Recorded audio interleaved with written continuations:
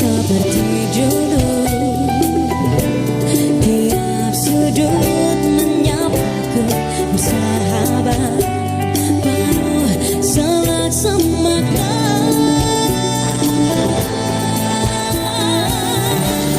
Terhanyut terkeluarkan nostalgia saat kita sering luangkan waktu, nikmati bersama suasana Jogja.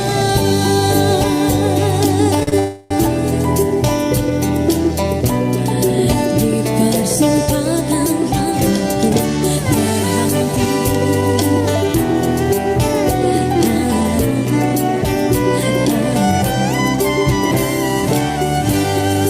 ramai kaki lima menjajakan sajian khas berselera, orang duduk bersila.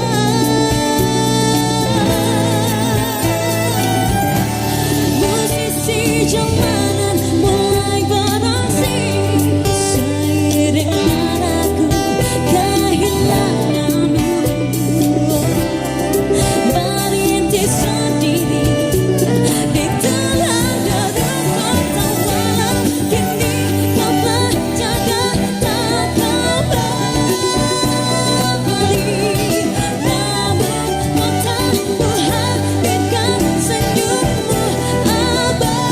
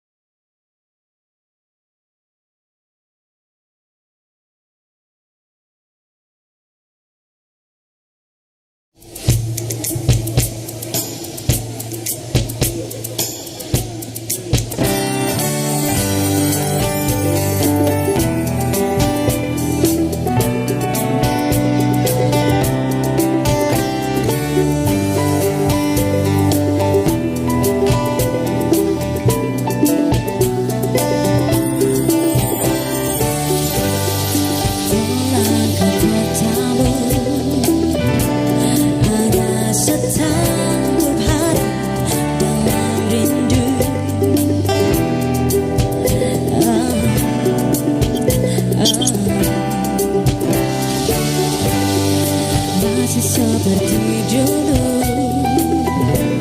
Tiap sudut menyapaku bersahabat, penuh selak semangat.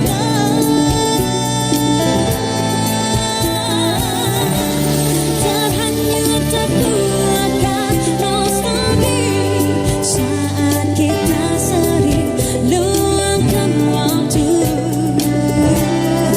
nikmati bersama suasana Jogja.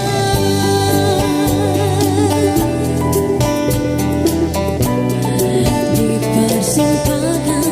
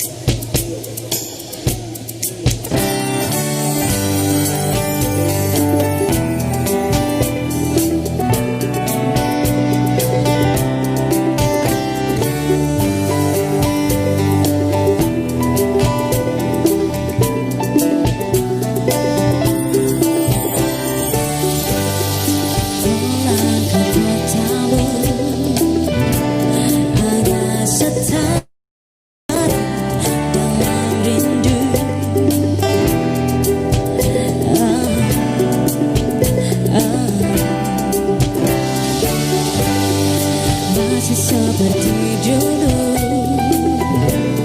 tiap sudut menyapaku bersahabat, penuh selak semakna.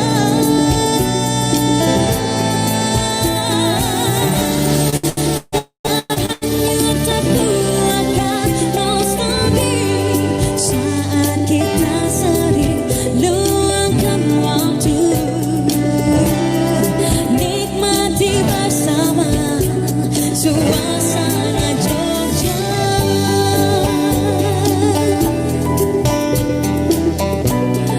di persimpangan lampu berhenti,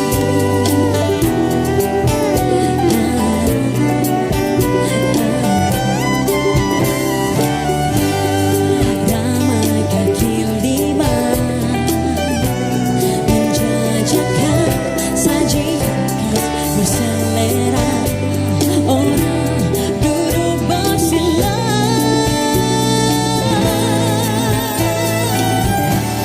musisi jalanan mulai beraksi, seiring laraku kehilanganmu, merintis sendiri di tengah dedaunan kota malam. Kini kau berjaga tak kembali, namun kau tak menghadirkan senyummu abadi.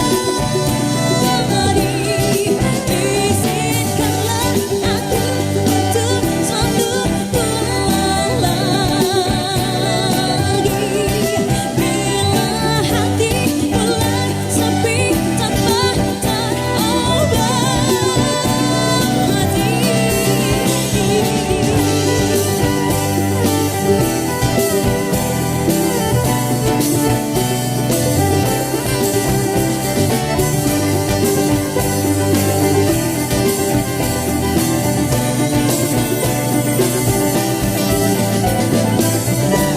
Musisi jalanan mulai beraksi, seiring laraku kehilanganmu,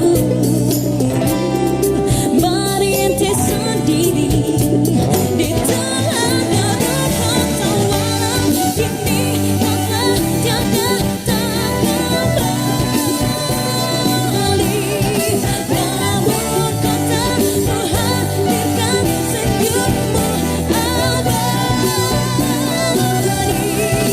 Izinkanlah aku untuk selalu pulang lagi, bila hati mulai sepi tanpa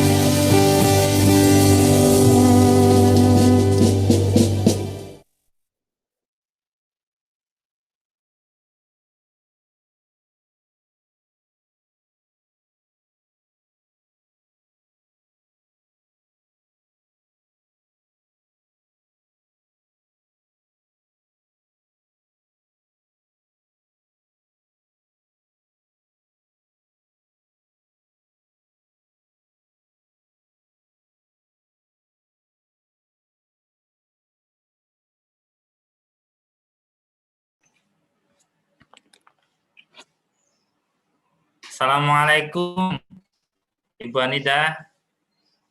Assalamualaikum Pak Fauzi.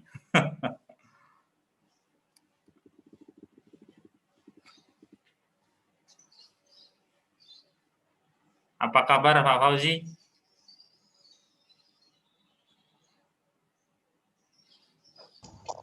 Assalamualaikum warahmatullahi wabarakatuh. Sehat? Sama Fauzi. Uh, apa kabar orang di UMY? Alhamdulillah baik Pak, baik. Baik. Baik, Alhamdulillah. So how many are we expecting today? We expect about 100 participants. So actually, Alhamdulillah. yeah, actually my students are more than 200, but usually the students who attend my public lecture about 120 or 100. Yeah, that's a good number. Alhamdulillah. Nice to meet you. Just to Nice let, to meet you. Yeah. yeah, Nice to meet you. Nice to know you because Bu Anida introduced you to me. So I'm very glad that you accept our invitation to give public lecture in my department. it's an honor. We have. I've been there a few times, Yeah. and we have friends there. Because before this, I'm sure you know we did some activities programs with UMY. Can you hear me? Yes, Pak. But I'm sorry, your camera is too up, so I only can. Yes. Is that okay? Yes. Clear now. Pemalu saya ini. Me too. Okay, okay. Before I forget, Yeah. I just want to let you know, I just bought this new camera. Kamera ni sometimes when I teach, tiba-tiba dia akan hilang tau. I see. But how about Tapi I think because I was using WebEx. Uh-huh. I hope today there will be no problems. But if ada problem, what I will do is I will leave and then I will join again. Yeah. That's okay, Pak. Yeah. Alright. I need to go downstairs. Tertinggal ubatnya. Okay, Bapak. Okay. Assalamualaikum Pak Zaki. Waalaikumsalam Ibu. Apa kabar Ibu? How are you? I'm fine, alhamdulillah. Matur What nuwun, about matur you? nuwun Ibu. Matur nuwun. Matur nuwun ya, alhamdulillah. Kalau lapang memang bisa, nggak apa-apa. Ya.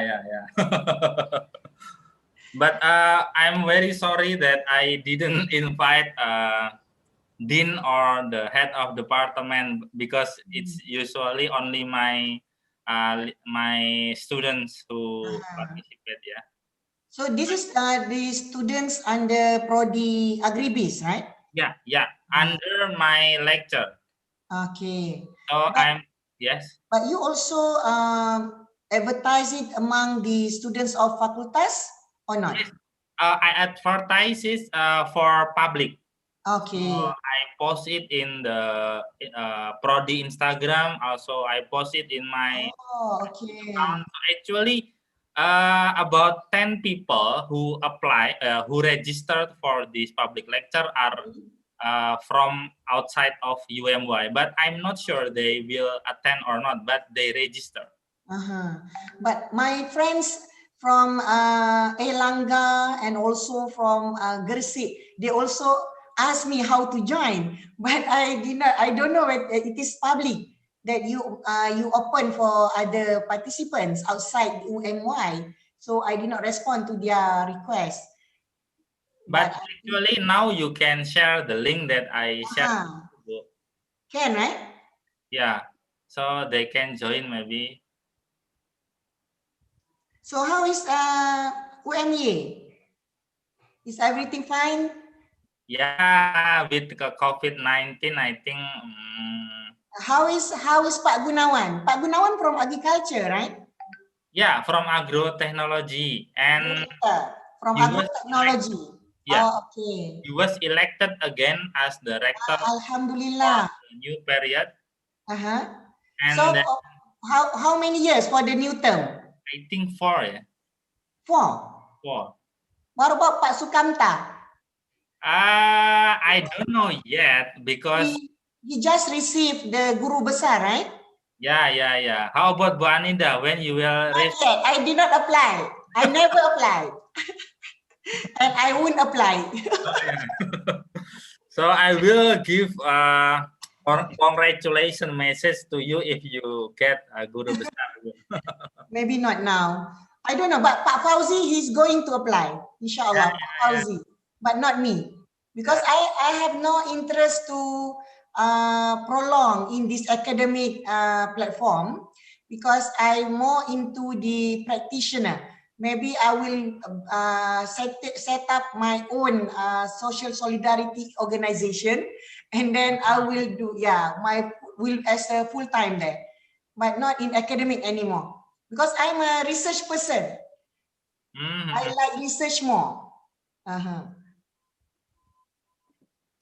So you this will be the live streaming, right? Yes, Live I also streaming live on streaming to YouTube. Yeah.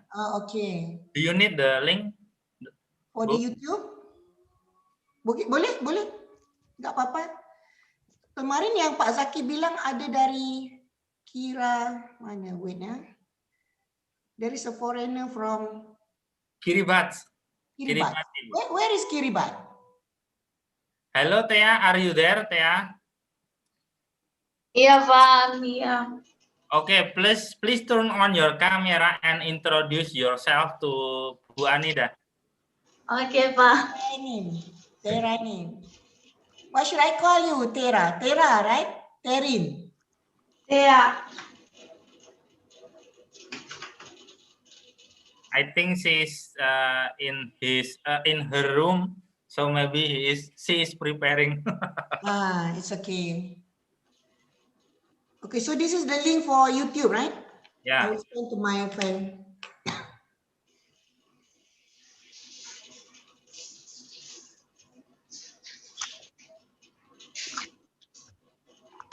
Hello, Thea. Can you introduce yourself to Bu Anida and Pak Fauzi?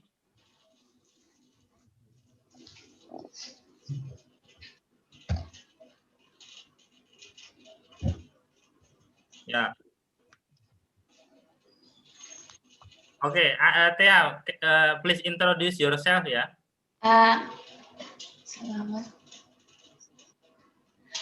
Selamat pagi. Ya. Are you S2 or S3? Thea? S3. S3. Yeah. She didn't know about S1. S1. Iya.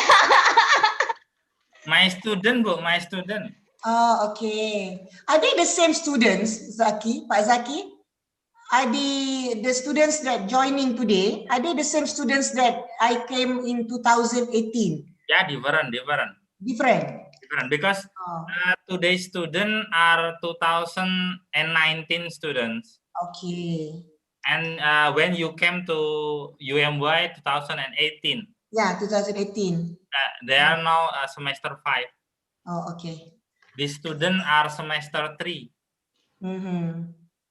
Thea, actually, where is Kiribati? Because Bu Anida are curious to know that. Okay, Kiribati is in Oceania continent. It's near Australia. Near Australia? Yeah. Is it near Red Crab Island? Christmas Island? No. Isn't an island, but I don't know that island. Oh, you don't know that island? Yeah, it's a small island. My country is a small island. So your country is part of Indonesia or Australia? No, but not Indonesia. Or Australia? Australia, but it's far. Okay. Tak pernah. It is not familiar to me. Your country. Yeah. But we actually using the Australian currency. Oh, okay. Yeah. Okay. So your currency will be higher than Indonesia. Oh, yeah. Millionaire gitu kalau kamu di Indonesia. actually the population in Kiribati is less than 1 million, I think. Yeah. Less than 1 million. Oh, okay. So you are the endangered species. The uh, the land is smaller than Java Island, I think. Yeah, we don't have a mountain. We didn't have mountain. It's big. I thought you want to say that it is bigger than Yogyakarta. How about compared to Yogyakarta, Tia? Is bigger or smaller compared to Yogyakarta? How many It's population smaller. Jogja? It's smaller than Yogyakarta. Smaller than Jogja, Bu. Smaller. Yeah. Jogja berapa ramai Pak Zaki? How many population of Yogyakarta? Wait, I will check in Google. About 400,000. Huh? Maybe half. This is 2010. Yeah. Wait, Bu.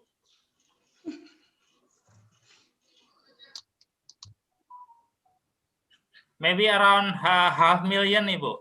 Half million. Okay. So More than, sorry, Ibu.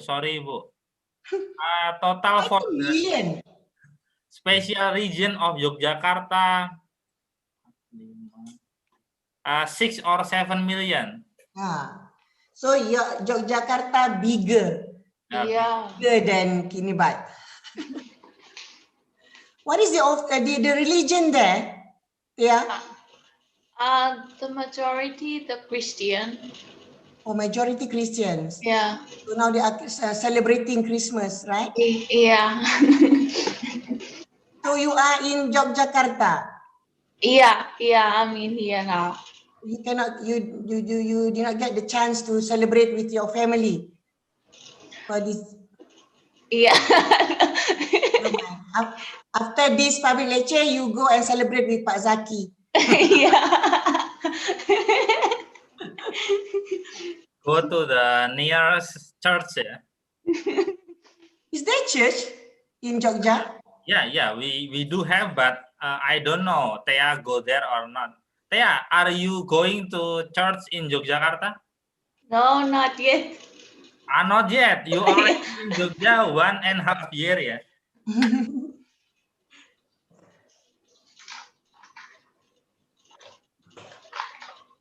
Pak Fauzi, how many times you already come to UMY, Pak? I came a few times already, but still trying to search for my cinta. Aku masih mencari cintaku di sana. Tidak ada cinta yang mau sama Pak Fauzi di Jogja. Masih mencari cinta, nggak jumpa.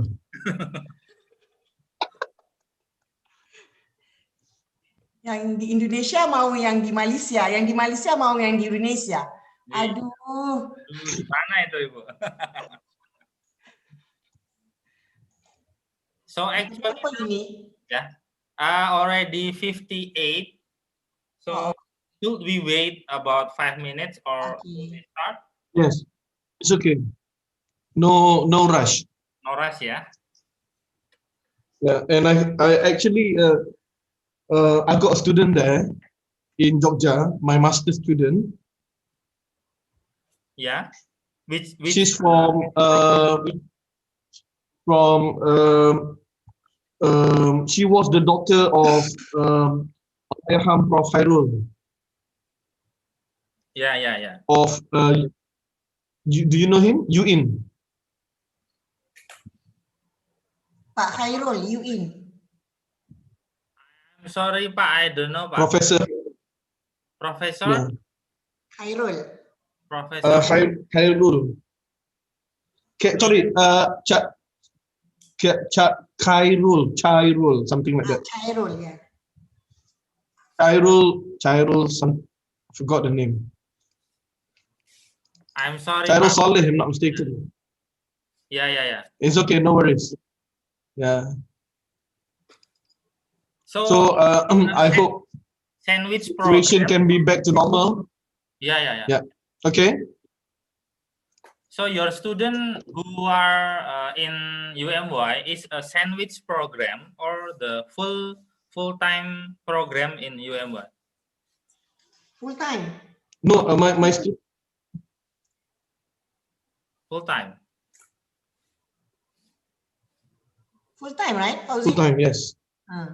Yeah. Hmm.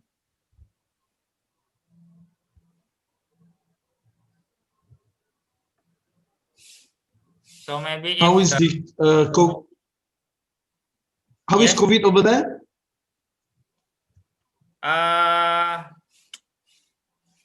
yeah, like we cannot control yet, but You already get the vaccine, right?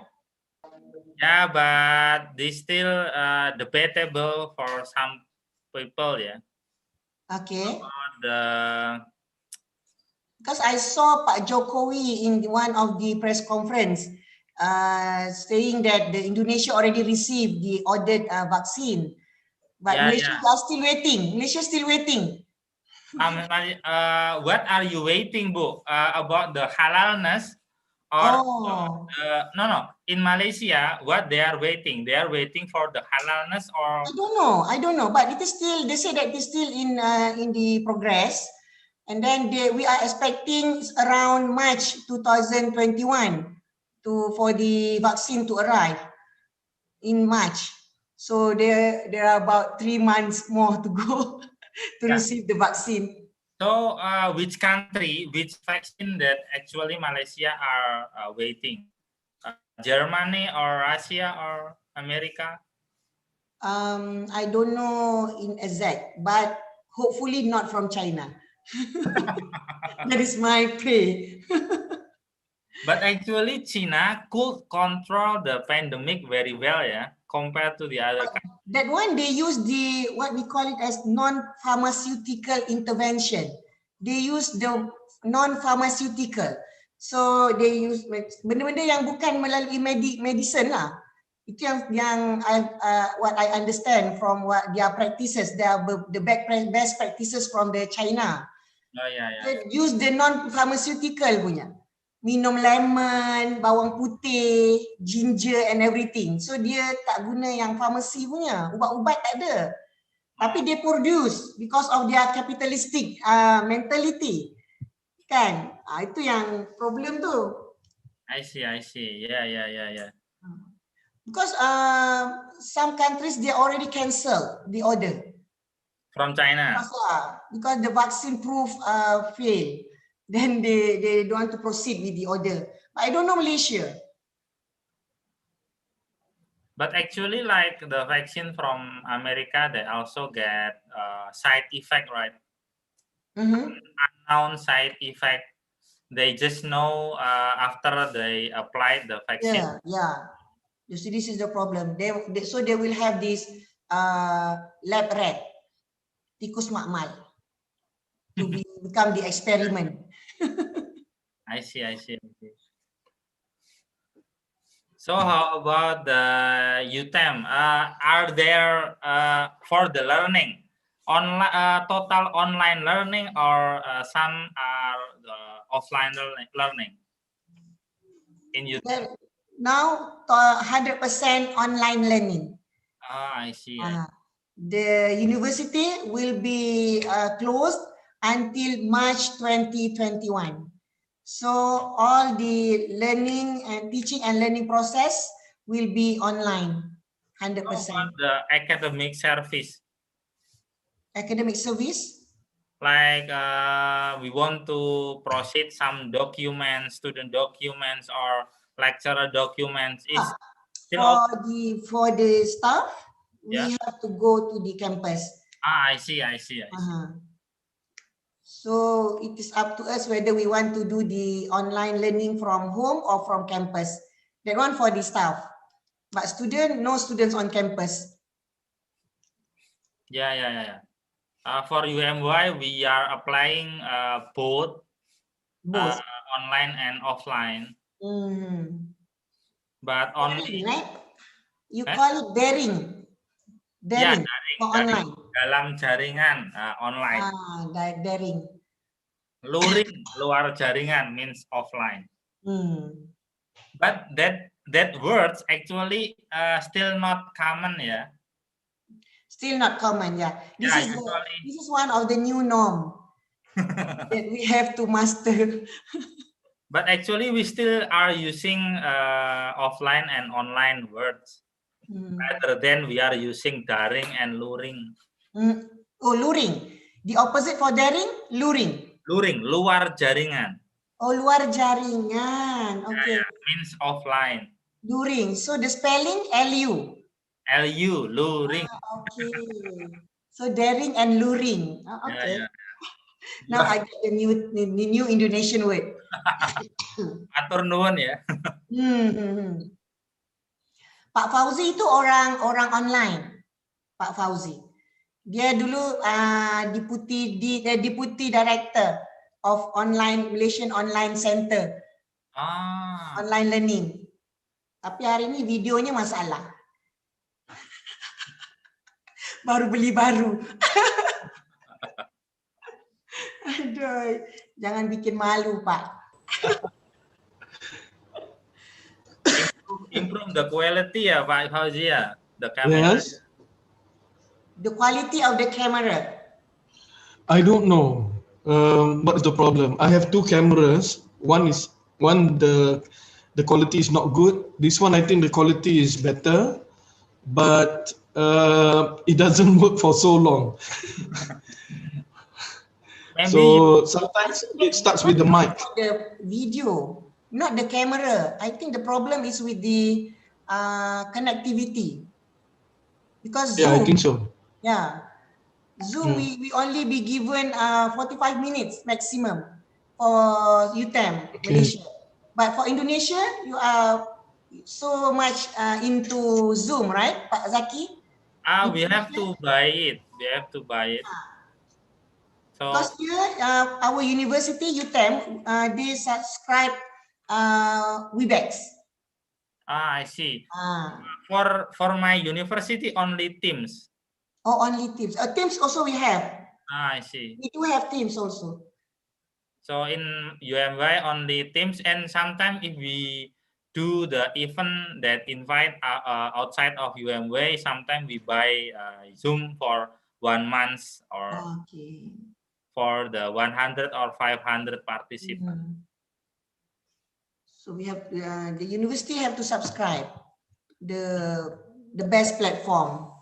Because for the Teams actually the for laptop or for computer is heavier than Zoom, I think. Teams. Oh, really? I'm not familiar with Teams. I see. So the university give us this platform to use, but I'm not familiar with Teams. I only normally I use Webex and also Zoom. And the other day we had this meeting. Look, can you hear me? Yeah, we can hear you, Pak. Okay. Because it's stated here that the microphone is not working, but I've already tested, should be okay. Just to share, in UTM the other day we have a meeting with the top management, and most probably we are also going to migrate to Teams because Teams is more stable. Okay. Migrate.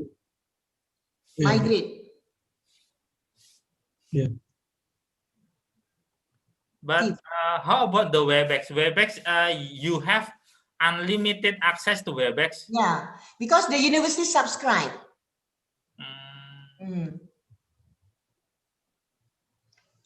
So it is unlimited.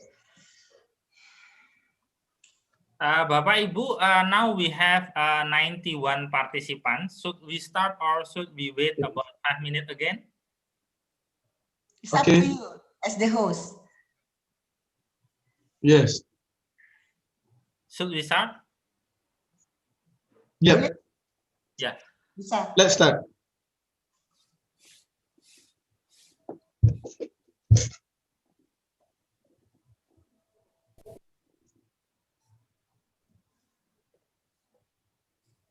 Assalamualaikum warahmatullahi wabarakatuh.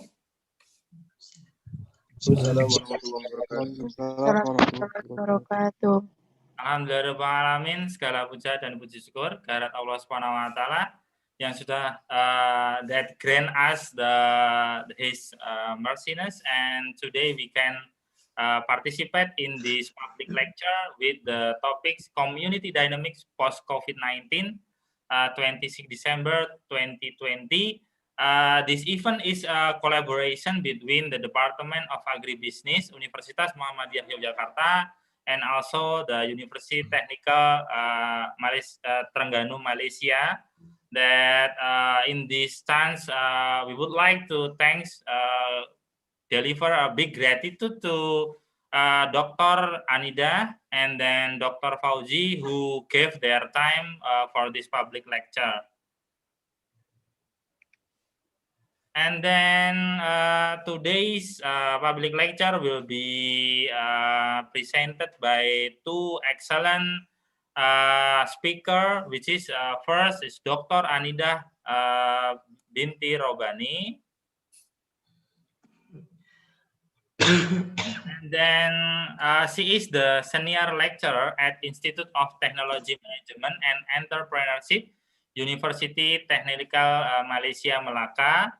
And then she will deliver the topics rebuilding rural or local economy in the post-COVID-19, the role of solidarity economy.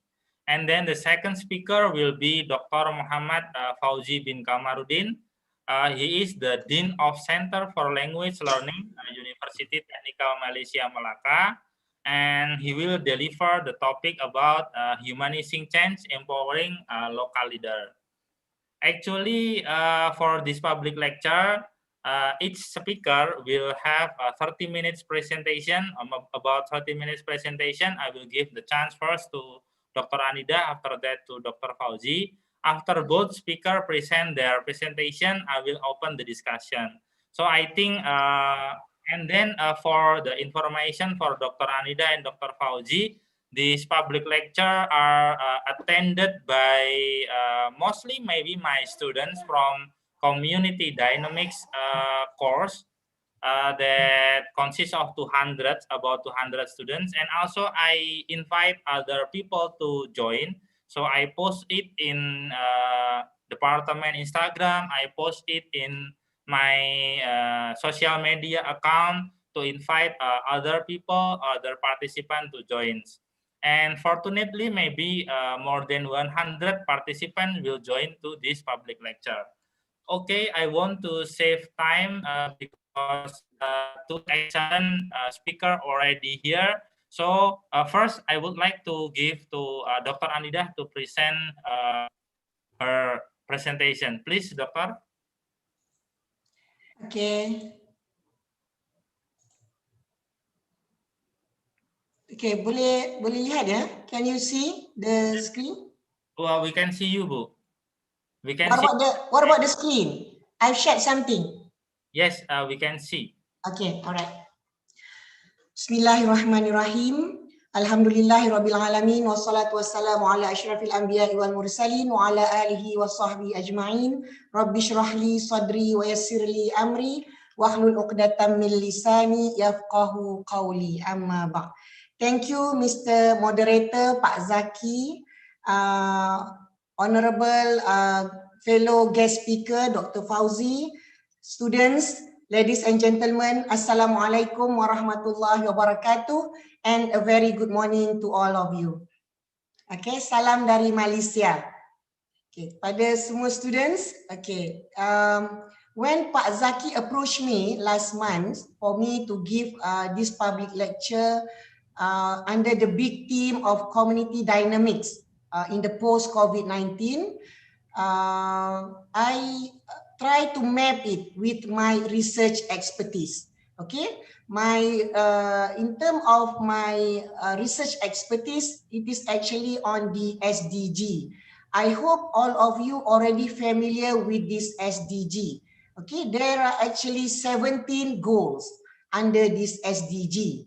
Okay, and then after trying to map it with this expertise of mine, so I chose this topic, rebuilding the local economy and also the rebuilding the community in the post-COVID-19 crisis, giving the emphasis on the role of social solidarity economy.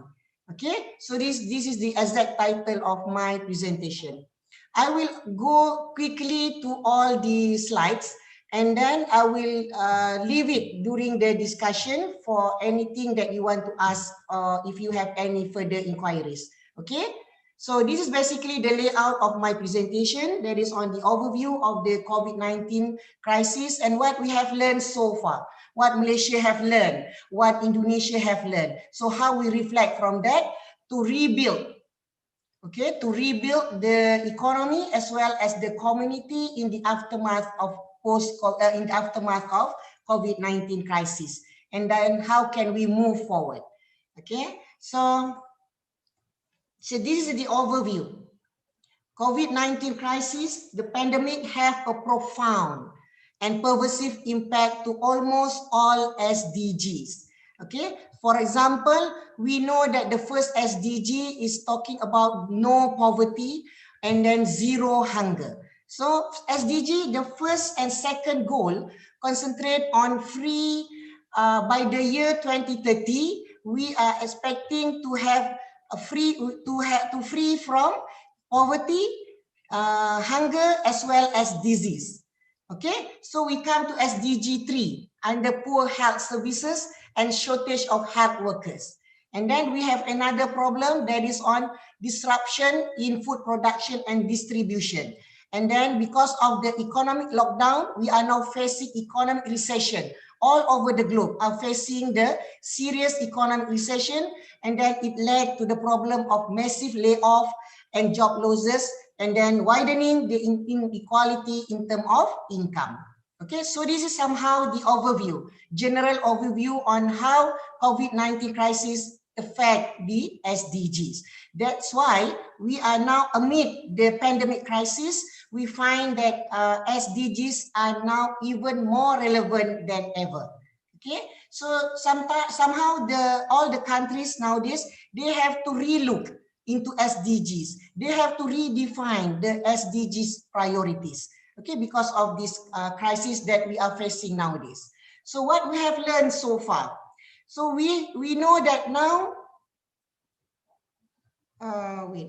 so now we are facing, we know that the pandemic that we are facing nowadays highlights the fact that there is something wrong in the triple bottom line system. In the triple bottom line framework that we are having now, that is the triple bottom line of people, planet, and profit. I hope all of you familiar also with this triple bottom line concept. Okay, so what we have to do now is to strengthen our social fabric and our social network. We have to strengthen our social capital, okay, to be more resilient in facing this problem of COVID-19. And then that's why I am now calling for the more organized solidarity economy and also the more systematic voluntary sector in order for us to face, to ensure that we can successfully go out from this problem of pandemic. Okay, and then we have to redefine productivity. It is not anymore on the traditional metrics on how can we measure productivity. We have to incorporate another factors or another elements. For example, the network economy, the digital network. So we have to incorporate in order for us to enable us to successfully solve this problem or this crisis. Okay. So now the setting of the problem. So here the pandemic highlights the fact that there is actually a problem, okay, with the existing economic system. The existing global economic system have problem. Okay, so this is a setting. And then the pandemic managed to highlight this. There is a problem. For example, this problem is actually rooted in the prevailing system of neoliberal capitalism.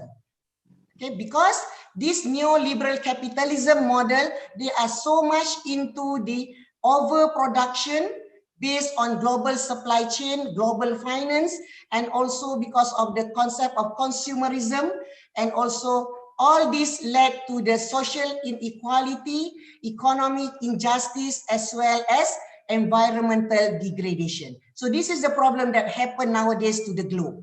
Okay, and then the second problem is actually because of most of the countries, especially the third world countries, we are too much dependent on the top-down policy. Okay, and then we are so much dependent on the government expenditure. So now it is time for us, okay, because we want to achieve what we call as inclusive growth, inclusive and holistic growth and development. So we need another partner to help the government. The government is now stuck. The government, and then the second sector is private.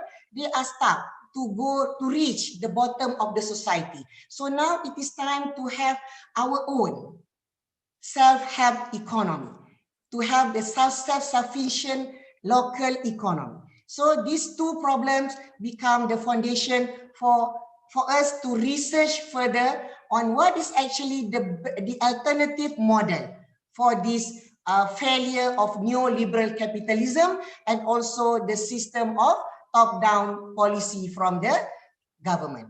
Okay. So next. Okay. So now there is the resurgence.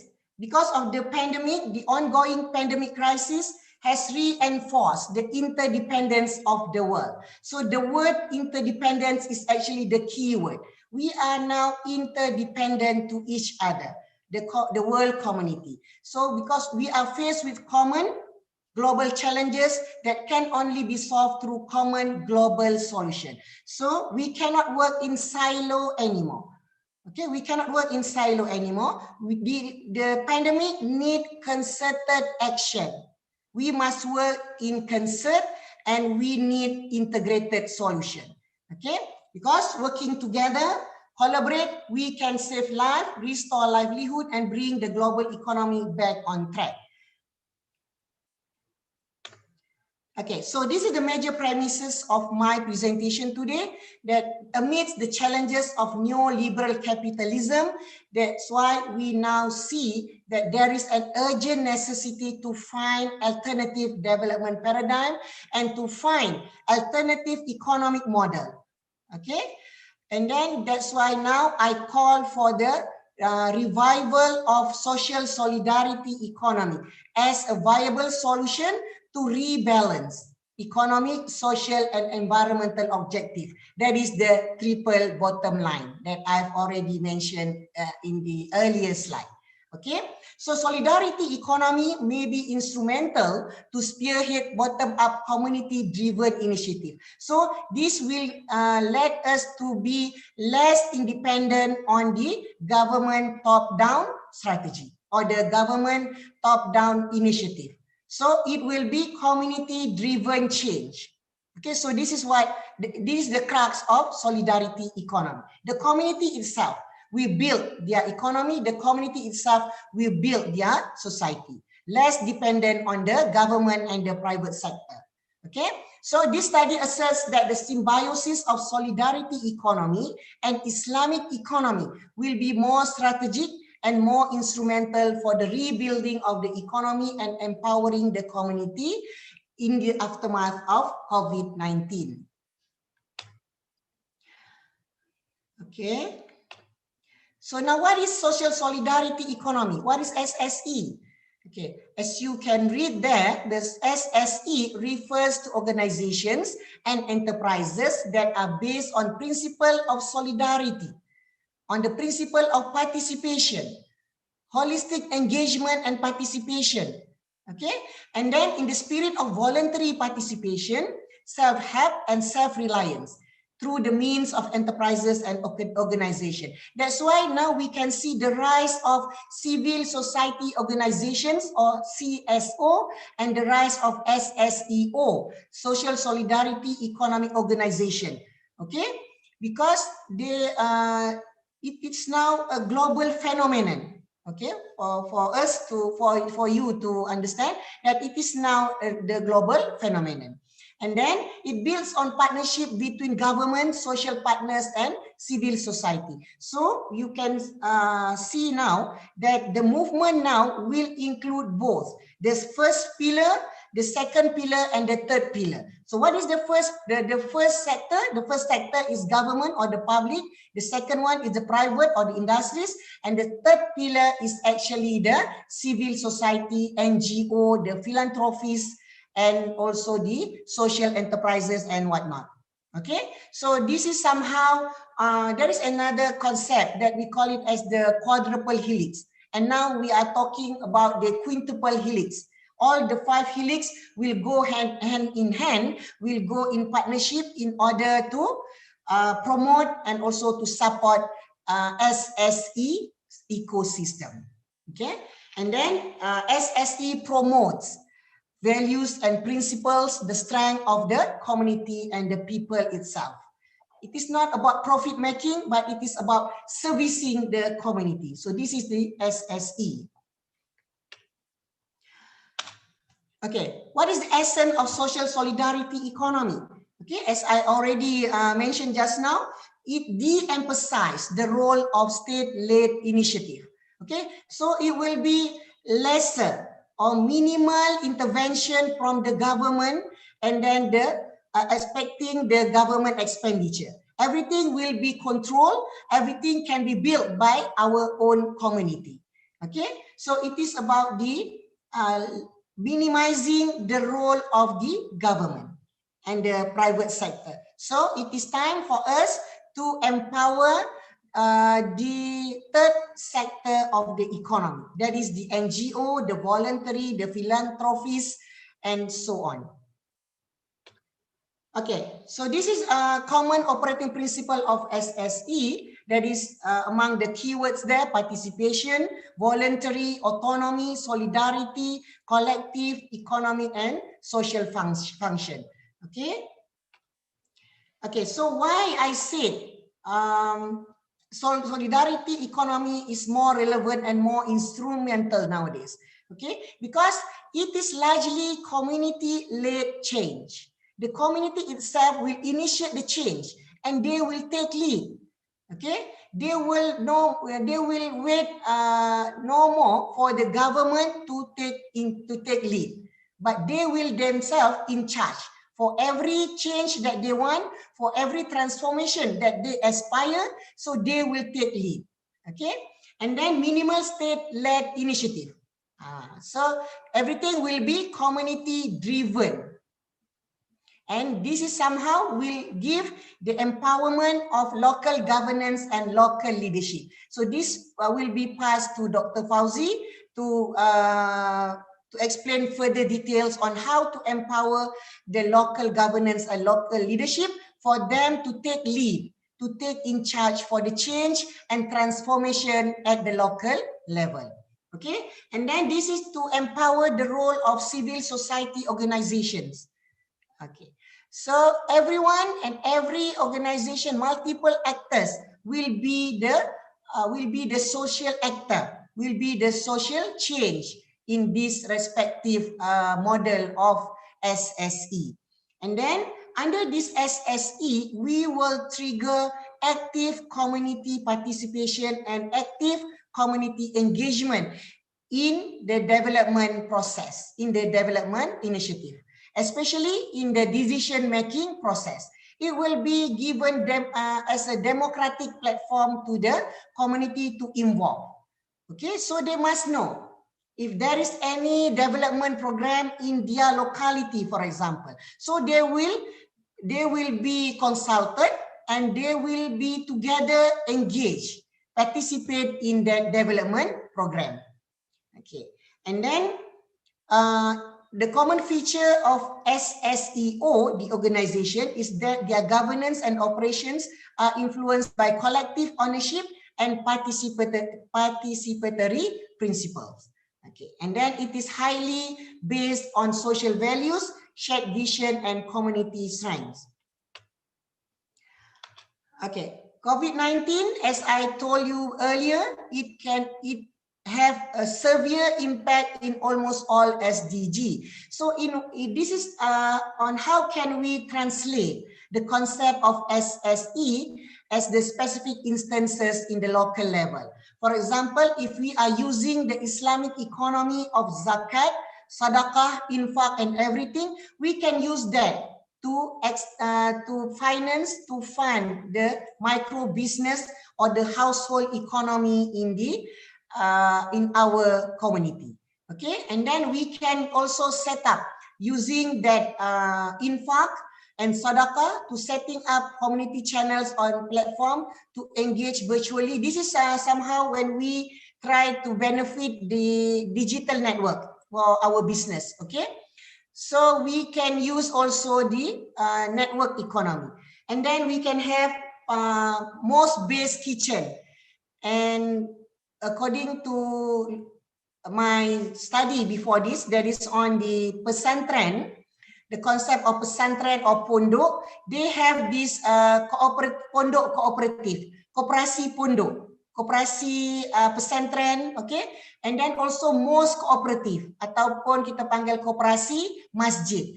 Okay, so they can set up the mosque-based kitchen to provide the food banks, the community food banks. Okay, this is among the instances, among the example for how can we translate the concept of SSE at our community.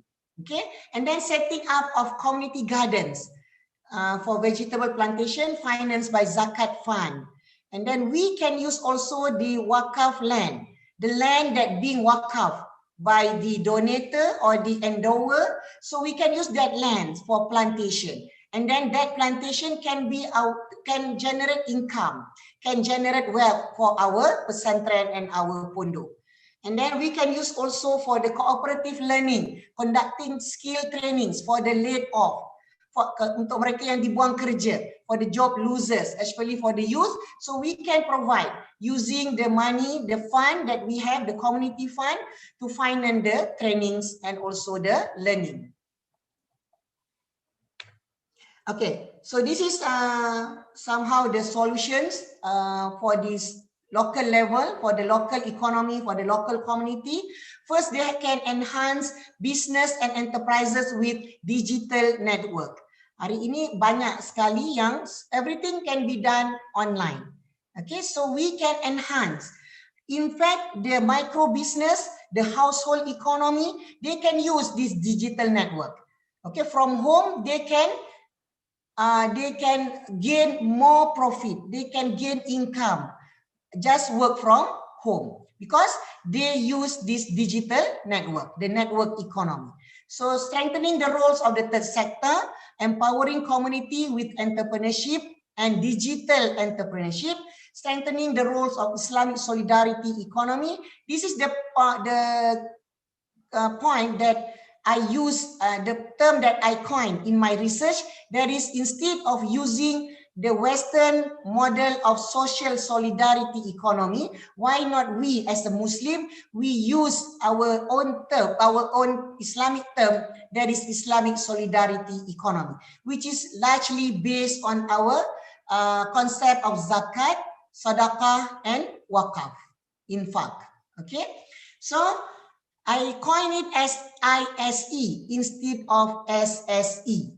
Okay, and then to empower local governance and leadership. So this will be the session for Pak Fauzi, and then to create more platform and channel for community in SD agenda. So we will create as many platform and channel as possible to help the disadvantaged group in our community. Because this advantage group for the government to reach this bottom of the society is quite difficult. So they need another layer of the organization in the community itself to help translate the government public policies and also to translate the expenditure given by the government. Okay, so to incorporate, this one is in terms of the education, to incorporate the concept of college community system to leverage the youth of pondok or in traditional schools. This is somehow one of the major findings of my research while I'm doing my research with the UMY, where the case study is the pesantren. Okay, so I see that the pesantren, they have a good business model. They have a very good entrepreneurship model to sustain the operation of the pesantren, but in terms of education, they're lacking in that sense. So we will try to give the model of Malaysian model on the college community model to inject, to incorporate in the big model of pesantren of Indonesia. So this is one of the finding of my research that I want to share here. Okay, so this is the way forward, bottom initiative instead of government-driven initiative. So now we have to go for the bottom-up initiative. No more or lessen the top-down approach. So it is now for us to highlight, to put into the forefront the bottom-up initiative. That is the initiative initiated by the community themselves. Okay, and then the role of the third sector and the network economy. This is the significant relevance, the significant role of the network economy. It will help to upgrade the business, the household business, and also the micro business itself. Okay, and then the role of government. The government should not be too dominant in terms of the driving the economy, but they must go to the facilitative role, okay, to the civil society and the community. Okay, so this is on the rise of the third sector. That is the SSE, or the Social Solidarity Economy Organization, and then the CSO, or the Civil Society Organization. But they cannot be developed or sustained by isolated organization. So at the root of the community, they must know how to work in collaborative effort. Okay, they must know on how can they upgrade the networking and the partnerships. Okay, so this is on how can we globalize solidarity. We know that the pandemic is now globalized. It already reached all over the globe. So now it is time for us to globalize solidarity. Okay, so SSEO need to root themselves in the community at all levels, local, national, and international level. So that's why I said before this, that this SSE is now a global phenomenon and a global movement. Okay. Okay, this is my research that is on how to position the Islamic solidarity economy. I don't want to go into further details here, but this is somehow the finding of my research that I published. There is an urgent necessity for us to find the new economic model, the new development paradigm that I coined as Islamic solidarity economy, instead of the just depends on the Western type of social solidarity economy. Okay, so Islamic solidarity economy has been proposed as a holistic and balanced economic system derived from the basic principle of Islamic economic system with ethical core values and principles inherent in Islam. It is primarily based on Tawhid and the intrinsic belief in human relationship with economic and social justice, equitable distribution of income, social welfare, and ukhuwah or brotherhood, Islamic brotherhood or ukhuwah. Okay, so analyzing sustainable development from the Islamic solidarity economy framework is important because it develops a more sophisticated understanding of the potential of spiritual and ethical imperative for the economic life for sustainable development amidst the challenge of neoliberal capitalism economic model. Okay. Okay, so I think I come to the end of my presentation. With unity or with solidarity, we will surely win in this battle of in facing the pandemic crisis of COVID-19. Okay, so it is time for us to globalize solidarity. Okay, despite being forced to remain in isolation to curb the spread of the virus, it is better for us to be in isolation. But the pandemic, blessing in disguise, has brought Malaysians closer together, from government, frontliners to activists and the public in the war against the COVID-19 crisis. And the most trending hashtag in Malaysia right now is Kita Jaga Kita. So it is about the keyword of solidarity. Okay, so now I'm calling for the resurgence of social solidarity economy to rebuild our economy and also our community. That's all from me. Matur suwun, matur nuwun for Yogyakarta. Matur nuwun, I think. For matur suwun is for my previous presentation in Surabaya. They call it as the matur suwun. But for Jogja, matur nuwun. Right, Pak Zaki? Okay, so I return back the screen to you. Thank you. Assalamualaikum warahmatullahi wabarakatuh. Waalaikumsalam warahmatullahi wabarakatuh. Thank you very much, Dr. Anida.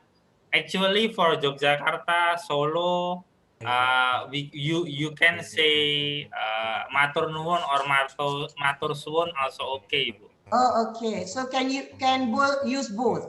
Yeah. Actually, we can understand that we will surprise if you can say that. So Malaysian people say matur nuwun is a big surprise. in Jogja 12 times. Yeah. I'm so familiar with all those words. Yeah. So this is today is your 13th time. Yeah, 13th time, but virtually. Yeah, virtually. Okay, thank you very much, Okay. Dr. Anida, because your presentation was great, and then we realized that the globalized economic solidarity is very important in this kind of crisis or pandemic. Yeah. Okay, let's continue to the next excellent speaker, which is Dr. Fauzi. Dr. Fauzi, time is yours. Okay, Bismillahirrahmanirrahim. Assalamualaikum warahmatullahi wabarakatuh. Waalaikumsalam warahmatullahi wabarakatuh. Okay, I have shared my screen. Can you see everyone? Yeah. Yes, Pak. Okay, inshallah, I'm going to share with you on the title Humanizing Change and Empowering Local Leaders. First of all, I would like to express my most appreciation to UMY for being so kind to invite me to do this lecture, for this sharing. I'm very humbled for this kindness, and inshallah may our ukhuwah continue to grow in this difficult world, inshallah. I'm not an expert, but perhaps there are some ideas that I would like to share with everyone over there in UMY, especially the students. To all the postgraduate students, I hope you enjoy our speech, our lecture. I remember while I was a postgrad student, being a student is basically one of the best part of my life. Yeah, because the worry is only to when we are asked to meet the supervisor. At the end, but the rest of the days we are very happy doing our own thing. Okay, so again, the title is Humanizing Change, Empowering Local Leaders.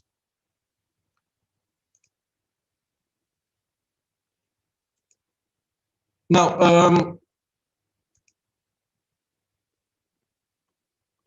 this is the outline of my speech. Can you see my sharing? Okay, never mind. I will not just show the present, just show it this way. So the outline is, first I'm going to talk about change and the world we live in. I think it's very important for us to understand the world we live in nowadays. And then what is humanizing? And then I'm going to talk about some criteria of humanizing and how to empower local leaders. I'm going to go quickly, briefly, because I know that most of the points that I'm going to share are the points that are very familiar to you all. And there's also time for us, for you to ask questions later on. Now, it's very important before we talk about change is for us to understand the world we live in nowadays. Basically, the world we live in nowadays, we're talking about globalization here, as you can see. What is globalization? Globalization always refers to no money, decline of funding. It's not that there is no money, there is money, but everyone is really careful about money nowadays because at any time, at any given minute, at any given second, things in the world can change and therefore we need money. So money is very important as a buffer to our daily life, especially in organizations in nation. When we talk about globalization, we talk about digital technology.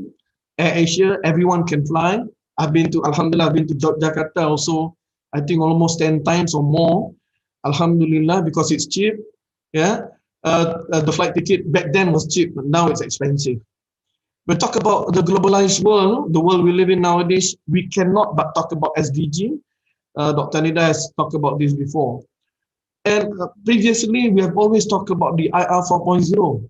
Klaus Schwab, the founder of World Economic Forum, mentioned that the fourth industrial revolution will affect the very essence of our human experience.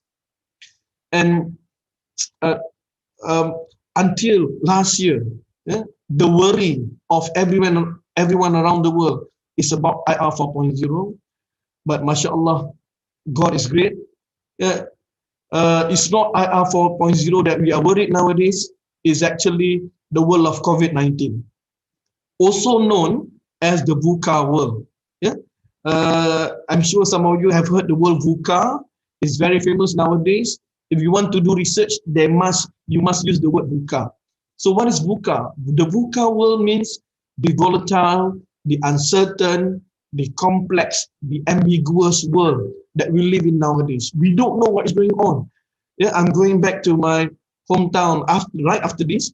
Yeah, but I don't know along the way. Hopefully, everything will be fine. I don't know about people, friends over there. You know, at any time, things will change. And in Malaysia, every day, the Ministry of Home Affairs, Special Affairs will always come on TV to share with us what is happening in Malaysia in terms of COVID-19. Yeah.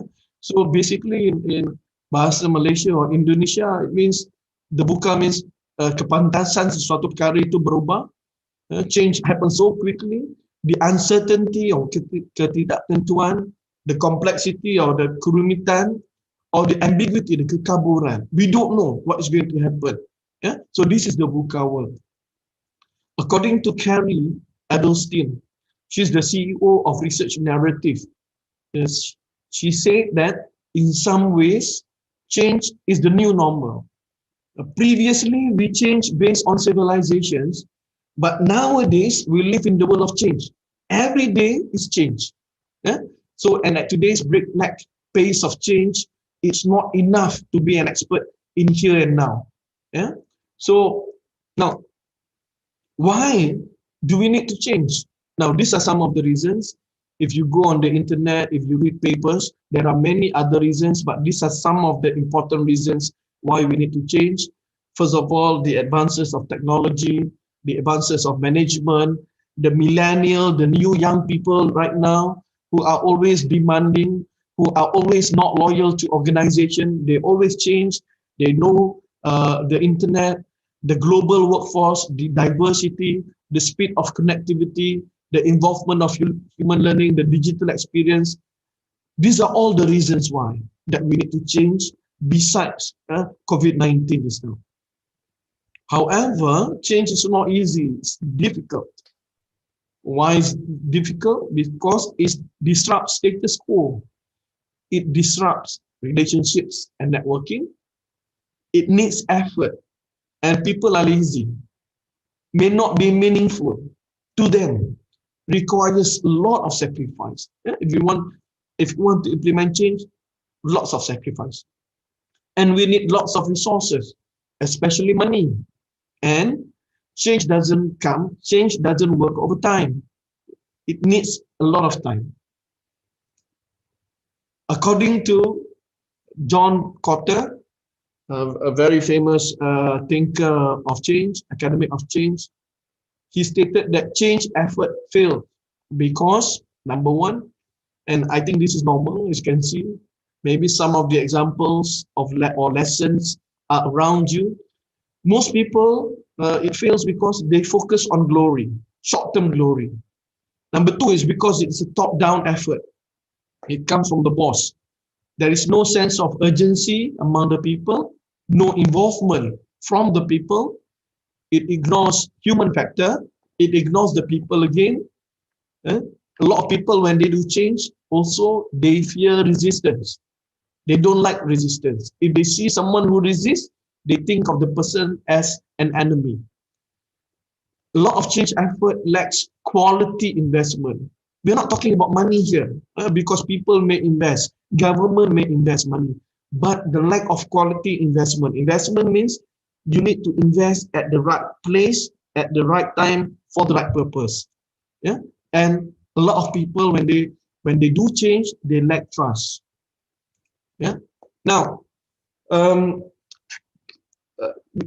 to the word of humanizing. You know, about at the early of 2019, early last year, I was about to withdraw some money online, and when I opened my bank, I saw this word, humanizing, and I say to myself, apa ni? What is humanizing ni? Kenapa banking nak humanize? Yeah? And I did some research, and I found the word humanize everywhere on the internet. That is the word humanizing AI, humanizing commerce, humanizing technology, humanized branding, humanizing autonomy, humanizing data and big data. There's also words about humanizing research, humanizing innovation.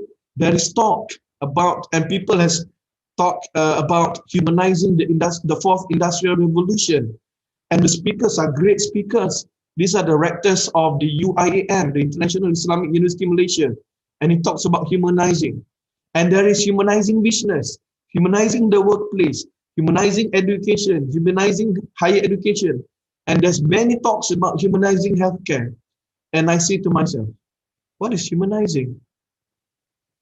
When I teach my students, and I have to teach them about design thinking process, and I saw this word empathize. And I say, why is that empathize relates to humanizing?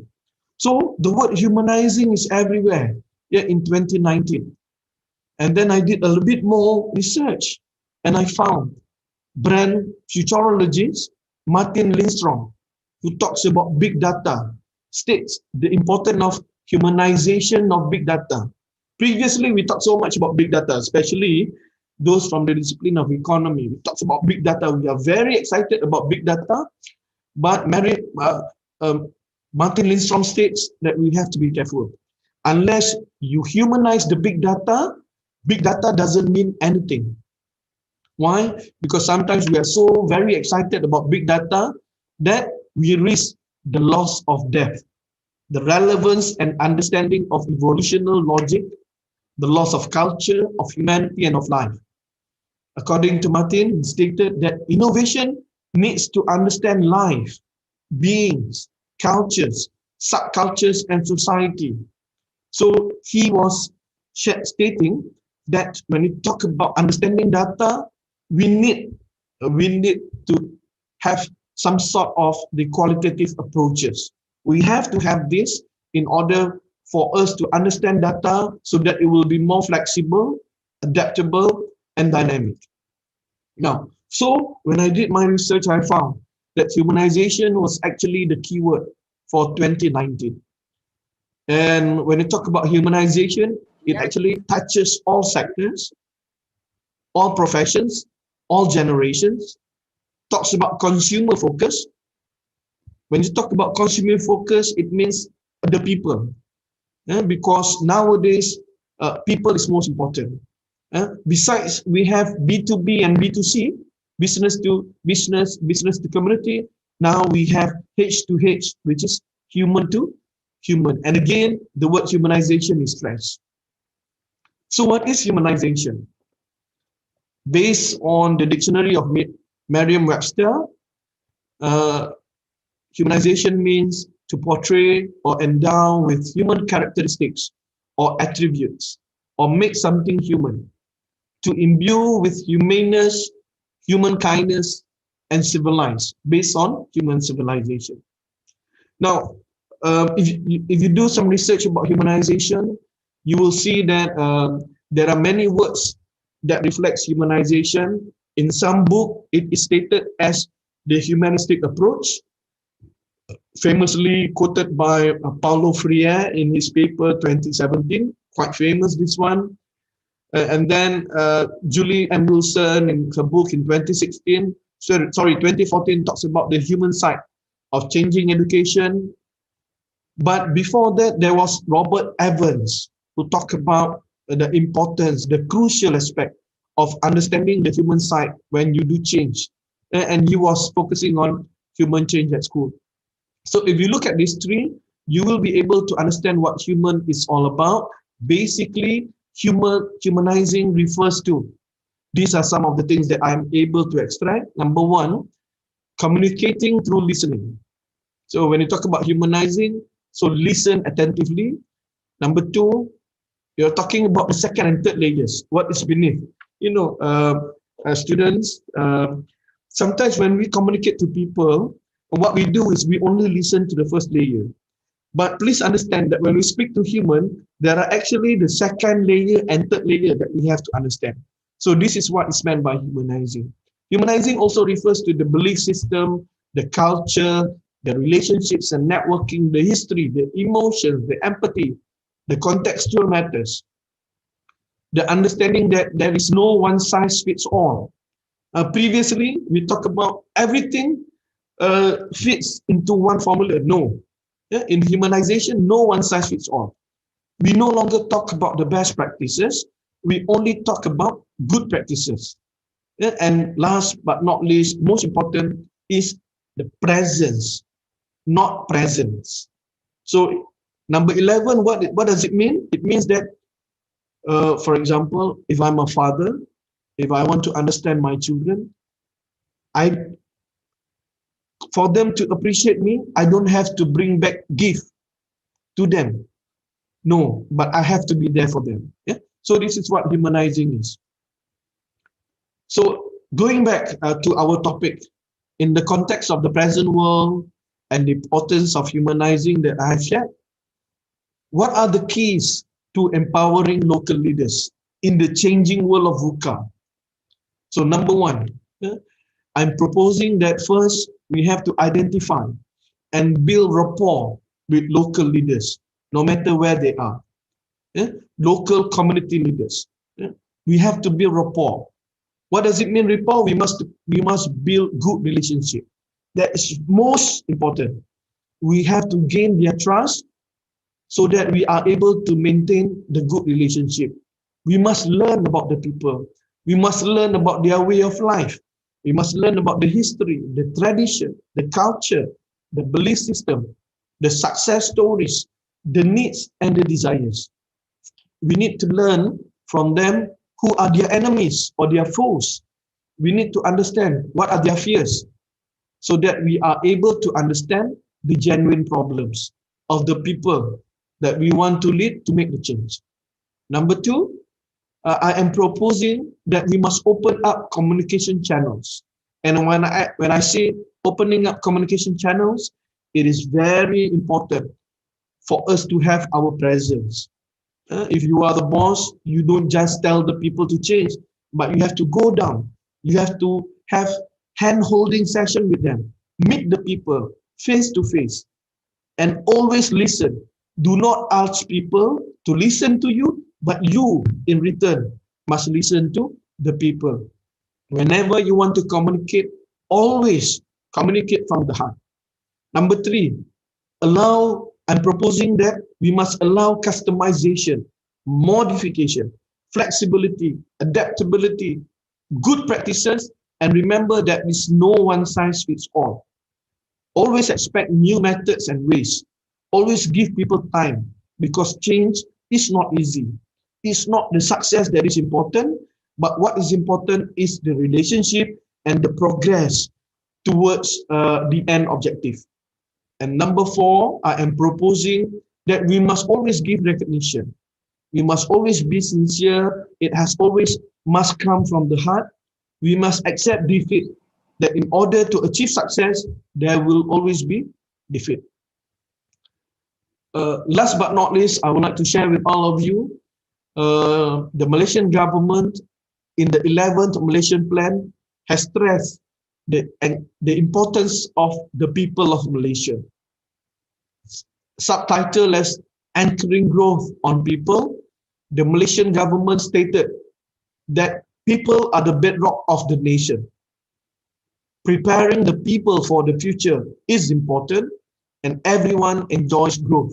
If you can see the arrow that I'm showing here, states that by the end of the day, governments have now focused towards human. In other words, it's the humanizing that is most important. So that is all that I would like to share with you. Short but sweet, but I would appreciate questions from members of the floor. Thank you very much, and I give back the floor to the chair. Thank you. Thank you very much, Dr. Fauzi, for your great presentation. I think the topic of humanizing change are very related to my lecture regarding community dynamics, because every day we change. Yeah, every day everything are changing. So this is very interesting and very good for my students or other participants who join to this meeting.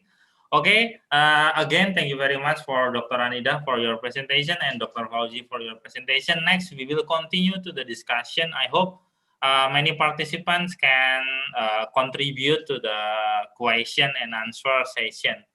Okay, is there any question from participants? You can ask anything, but not limited to today's topic. Yeah, if you have any other things to ask to Dr. Fauzi or Dr. Aida, they are also welcome. Hello, is there any question from my students? I think from what you got from the lecture of community dynamics, I think you will have many questions to Dr. Anida and Dr. Fauzi. Yeah. Hello. You can also speak in Bahasa Indonesia, and if I don't understand, I will ask you.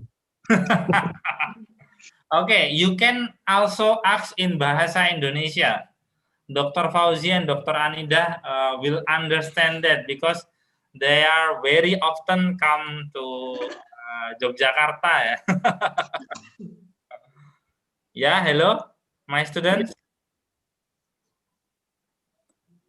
So maybe while we are waiting the participants to prepare their question, I have a question for Dr. Anida. Actually, what happened when the pandemic comes to Malaysia and before Malaysia? I heard that Muslim community or Muslim people in Malaysia, they are campaigning buy Muslim products. It is this kind of campaign is one of the economic solidarity, Bu. Oh, yeah, we did have that movement prior to the problem of COVID-19. But that campaign, we call it as Buy Muslim First, BMF.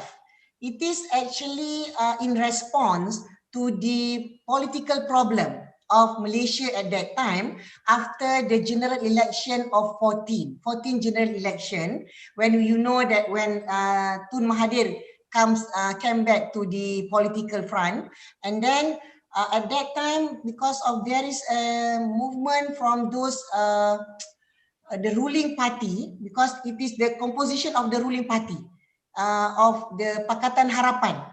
Okay, this Pakatan Harapan, it has a lot of the non-Muslim members of the parliament. Okay, so they are actually trying to promote the concept of Malaysia Baharu, concept the new Malaysia. So under the concept of New Malaysia, there is a very high competition between Muslim and the non-Muslim. So when those non-Muslim, they challenge too much in terms of economy. So those Muslim the Muslim community, they try to develop their own economy and then to empower the Muslim community through this campaign of Buy Muslim First, the BMF. It is true actually, Pak Zaki. We have that. And then when the pandemic happened, that campaign, I think it become much more well translated in the context where most of the Muslim household, each and every one of them, they have their own business, though it is small, especially in terms of just food making, for example. Okay, but they did well in terms of benefiting from the digital network. So through WhatsApp, WA, they have Instagram and everything. So they jual everything on the online platform. So this is somehow something that will be a great, good competition actually, a healthy competition between the Muslim and non-Muslim business. And then it is true, it happened actually. So it is become bigger when the pandemic come, or but it is yet to be in a very structured form. It is very loose. It is just a movement yang belum lagi direcognize secara besar-besaran. It is just macam satu kita panggil in response towards the concept of Malaysia Baharu under this propaganda from the non-Muslim member of parliament under the concept of Malaysia Baharu. Then this group of Muslim community, dia buatlah kempen ini untuk highlight Muslim product, buy Muslim first. Yeah, actually in Indonesia, when the pandemic come, in some area there are people who have more money or more food stuff. They are providing the food for a stranger for other people. So I think this kind of solidarity or economic or other solidarity also happen, or maybe stronger, after the COVID-19. It's becoming stronger. And in fact, this is one of the instances on how can we translate the concept of solidarity economy into the practice. That is on the BMF, the campaign, Buy Muslim First. This is one of the solidarity from the side of the Muslim community. Yeah, I think it's a very good idea. And actually, even one more thing I want to add. This Buy Muslim First product is now being upgraded to be the beli barangan buatan Malaysia. Maknanya to prioritize Malaysian products. Because Malaysian products will comprising not only the big industry, but also the micro business and the small and medium enterprises. So now they did they leverage the Buy Muslim product into the Buy Malaysian product. So sekarang memang ada movement di Malaysia. Is there any formal institution that give the big umbrella for that movement? For example, we have the exhibition, the national exhibition on the halal product. We call it the exhibition of MIHAS, Malaysian International Halal. I'm not so sure about the exact word of that acronym, but we have this MIHAS, which is an exhibition of all those halal products. It is monitored by government, but I'm not sure the ministry which directly in charge for this MIHAS. But we have this MIHAS and MAHA. MIHAS, the acronym is MIHAS and MAHA. It is all on the Malaysian halal product, especially the SME product, small and medium enterprises. But now when we talk about local economy, it is about the household economy. Rumah tangga punya business. Jual sikit kecil, benda kecil-kecilan sahaja. Gitu. By WhatsApp or something like that, Yeah. But we can leverage. Kita boleh upgrade benda yang daripada household product menjadi kepada tahap yang lebih tinggi, kepada national level. Because we have those platform itu ada. Yeah. Thank you, Dr. Anida. Next, I want to before we continue to the participant. Okay, let's continue to the participant, and I want to challenge Dr. Fauzi to answer the question in the chat in Bahasa Indonesia. Yeah. Can you, Doctor? In the chat. Challenge you, Doctor. Yeah. Okay. Can you hear me? Yeah, In Doctor. Indonesia, Pak Fauzi. Okay. In Indonesia. Selamat pagi Bapak dan Ibu. Saya ingin bertanya bagaimana pengendalian COVID-19 di Malaysia? Apakah masyarakat di sana mentaati protokol kesihatan yang ditetapkan pemerintah di sana atau langkah apa saja yang dilakukan pemerintah Malaysia dalam mengendalikan COVID-19? But I think this is a very good question. It relates to humanization, relates to change. Terima kasih. I think at the moment, initially, I think when we had our MCO, when the government did measures, initially the people are quite reluctant to follow. But after that, when people know, when the death cases starts to increase and people realize the reality, the dangerous side of COVID, people start to follow, and especially when the government put stricter measures. You cannot go out, you cannot buy food, you have to stay, and we had that for about 3 months. We cannot go out and we cannot do much. Yeah, it was difficult for everyone. I think that was when everyone had to follow. But then, when the government had relaxed the measures, as you can see, people goes back to the numbers of cases of COVID in Malaysia is a bit worrying. Now it's reached 1,000 a day. In fact, the other day has reached 2,000. However, Alhamdulillah, in Malaysia, it's very much in control. Even though the numbers is about 1,000 to 2,000, basically the clusters are identified. Basically, we know that COVID is not in an uncontrolled situation. For example, sometimes it happens in a very small area, in prison, for example, at the police barrack, for example. So people are still feel relaxed. Now, saying that, I just want to share this with you. COVID is a good example. Yeah? Again, we can relate to the BMF. Just now, as stated by Bu Nida, both COVID and BMF, it talks about, it relates to the purpose of people doing something. Yeah? So, in terms of COVID, just to share this with you, the governments have to learn to understand why people do certain things. There must be reasons. Sometimes, for example, just now as mentioned, people we think perhaps that based on solidarity they want to do this and that. They start giving money, they do this and that. But sometimes we forgot that some people just do certain things, happily doing certain things because they want to take pictures and post it on their Facebook and post it in IG, get it viral, so that people so that they will gain more likes. Yeah, so it's very difficult for us to actually say that certain things are happening because of certain things, because we don't actually know. Yeah? COVID-19, for example, is an example whereby that the government needs to go down and really understand why people is doing certain things, what is happening. Then only I think we are able to control and manage what is going on. Do you get my point? Yes, Bapak.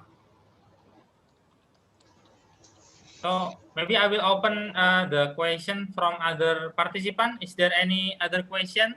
I think both topic from Dr. Fauzi and Dr. Aida are very interested, very interesting. Yeah, is there any question, Salma? Yeah, let me introduce myself first. Assalamualaikum warahmatullahi wabarakatuh. Waalaikumsalam. I'm the third semester student of UMY, and this is my question. Oh my God. I'm a bit curious about Malaysian regulation related economic solidarity during pandemic that interesting and affected the most the dynamic society in Malaysia. Thank you.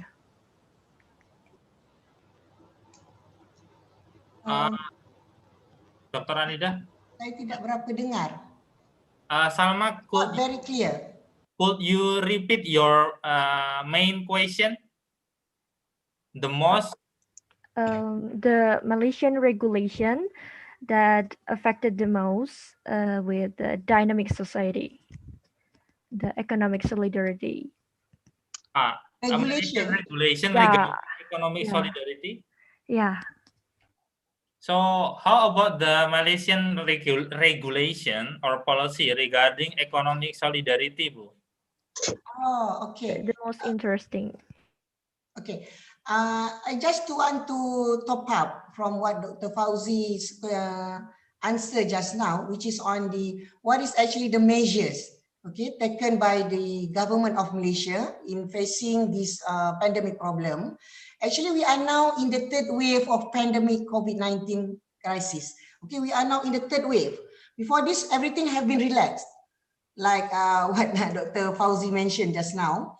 But now the government had to reimpose the MCO, but this MCO now called as the enhanced MCO and then conditional MCO. So we are now under this perintah kawalan pergerakan diperketat and bersyarat.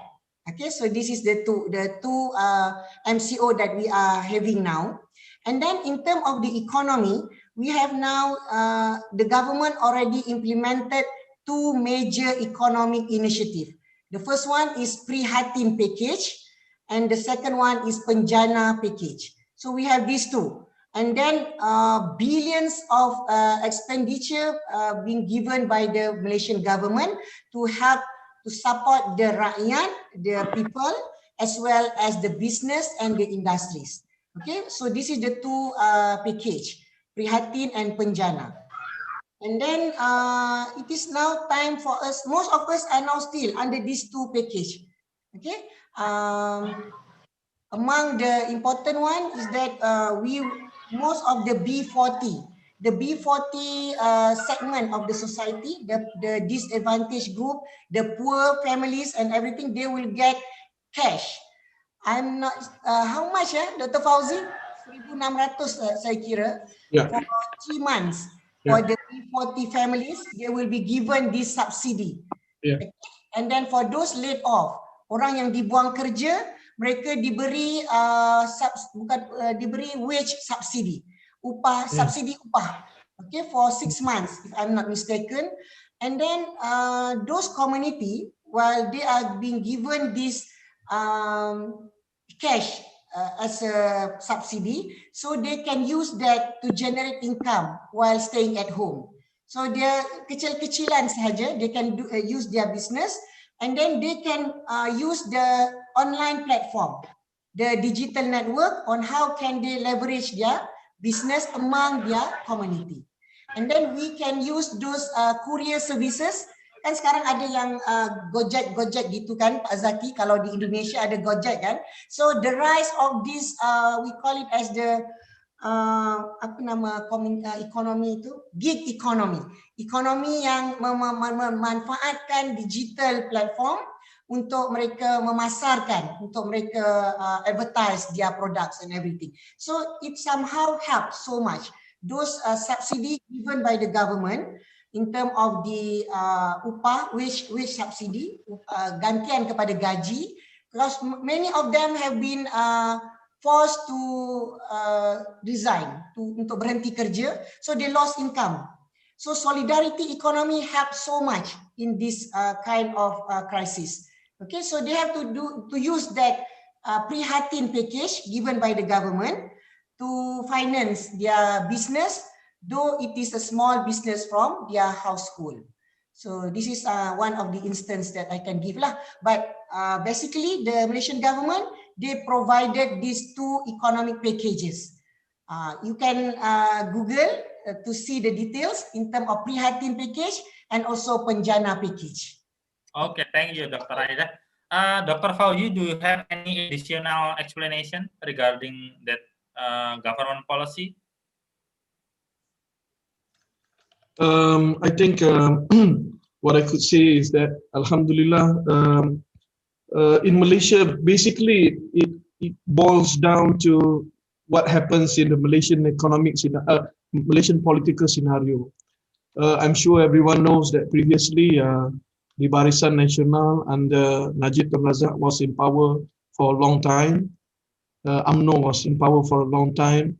And then there was this 22 months under PH Pakatan Harapan led by Anwar Ibrahim. Now I'm saying about this politics because it somehow has changed the way the government react to things and do things.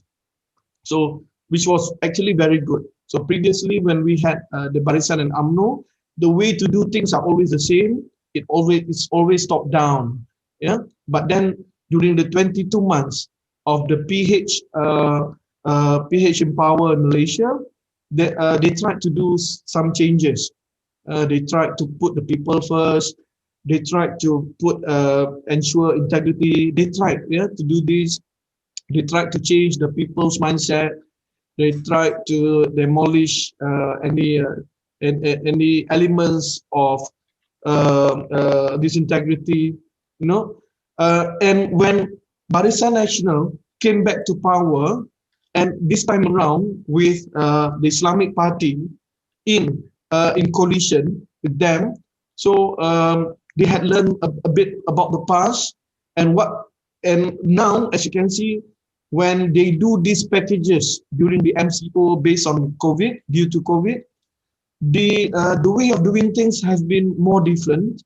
They are very much people oriented. They are very much integrity oriented. People can ask questions nowadays, and I think that is perhaps one of the reasons that I think whatever that the government is rolling out has been working well. So the changes that has happened to the Malaysian political scenario, I think is an important factor towards how the Malaysian government has, I think thus far, able to face the problems of COVID. Okay, thank you, Dr. Fauzi. Is there any other question? I saw before Eka. Eka, do you have a question? Ada soalan untuk Naufal Ismail itu. Dari segi tahap pematuhan, tahap pematuhan dari Malaysian quite good, especially during the first lockdown. Pada Perintah Kawalan Pergerakan yang pertama, tahap pematuhan memang sangat tinggi di kalangan rakyat Malaysia. Cuma apabila pergi kepada measure yang seterusnya selepas lockdown itu telah berlakunya rentas negeri. So interstate sudah berlaku, maka di situ ada sedikit banyak beberapa masalah, tetapi pengendalian dari pihak pemerintah, mereka meletakkan compound dan denda-denda tertentu. What is compound and fines, Pak Zaki? Denda. Yes. Okey, sama. Di sini Malaysia pun panggil denda. Jadi ada denda tertentu, maksimum 1,000. Jadi kalau tidak mematuhi SOP, for example, di public space, di kawasan publik, di kawasan awam, sekiranya tidak mematuhi SOP, basic SOP, memakai pelitup muka, tidak menjaga jarak, and then kita boleh kena compound. Public gathering cannot happen at all. So kalau kita masih buat, then kita kena compound RM1,000. Around 4 million rupiah. 4 million ya. 300, about 1 million, 1 million lebih lah. Sedikit sebab mana pula berapa sekarang? For 1 ringgit is 4,000 rupiah, around 400 sekarang. Dulu saya ke Jogja cuma 287 gitu.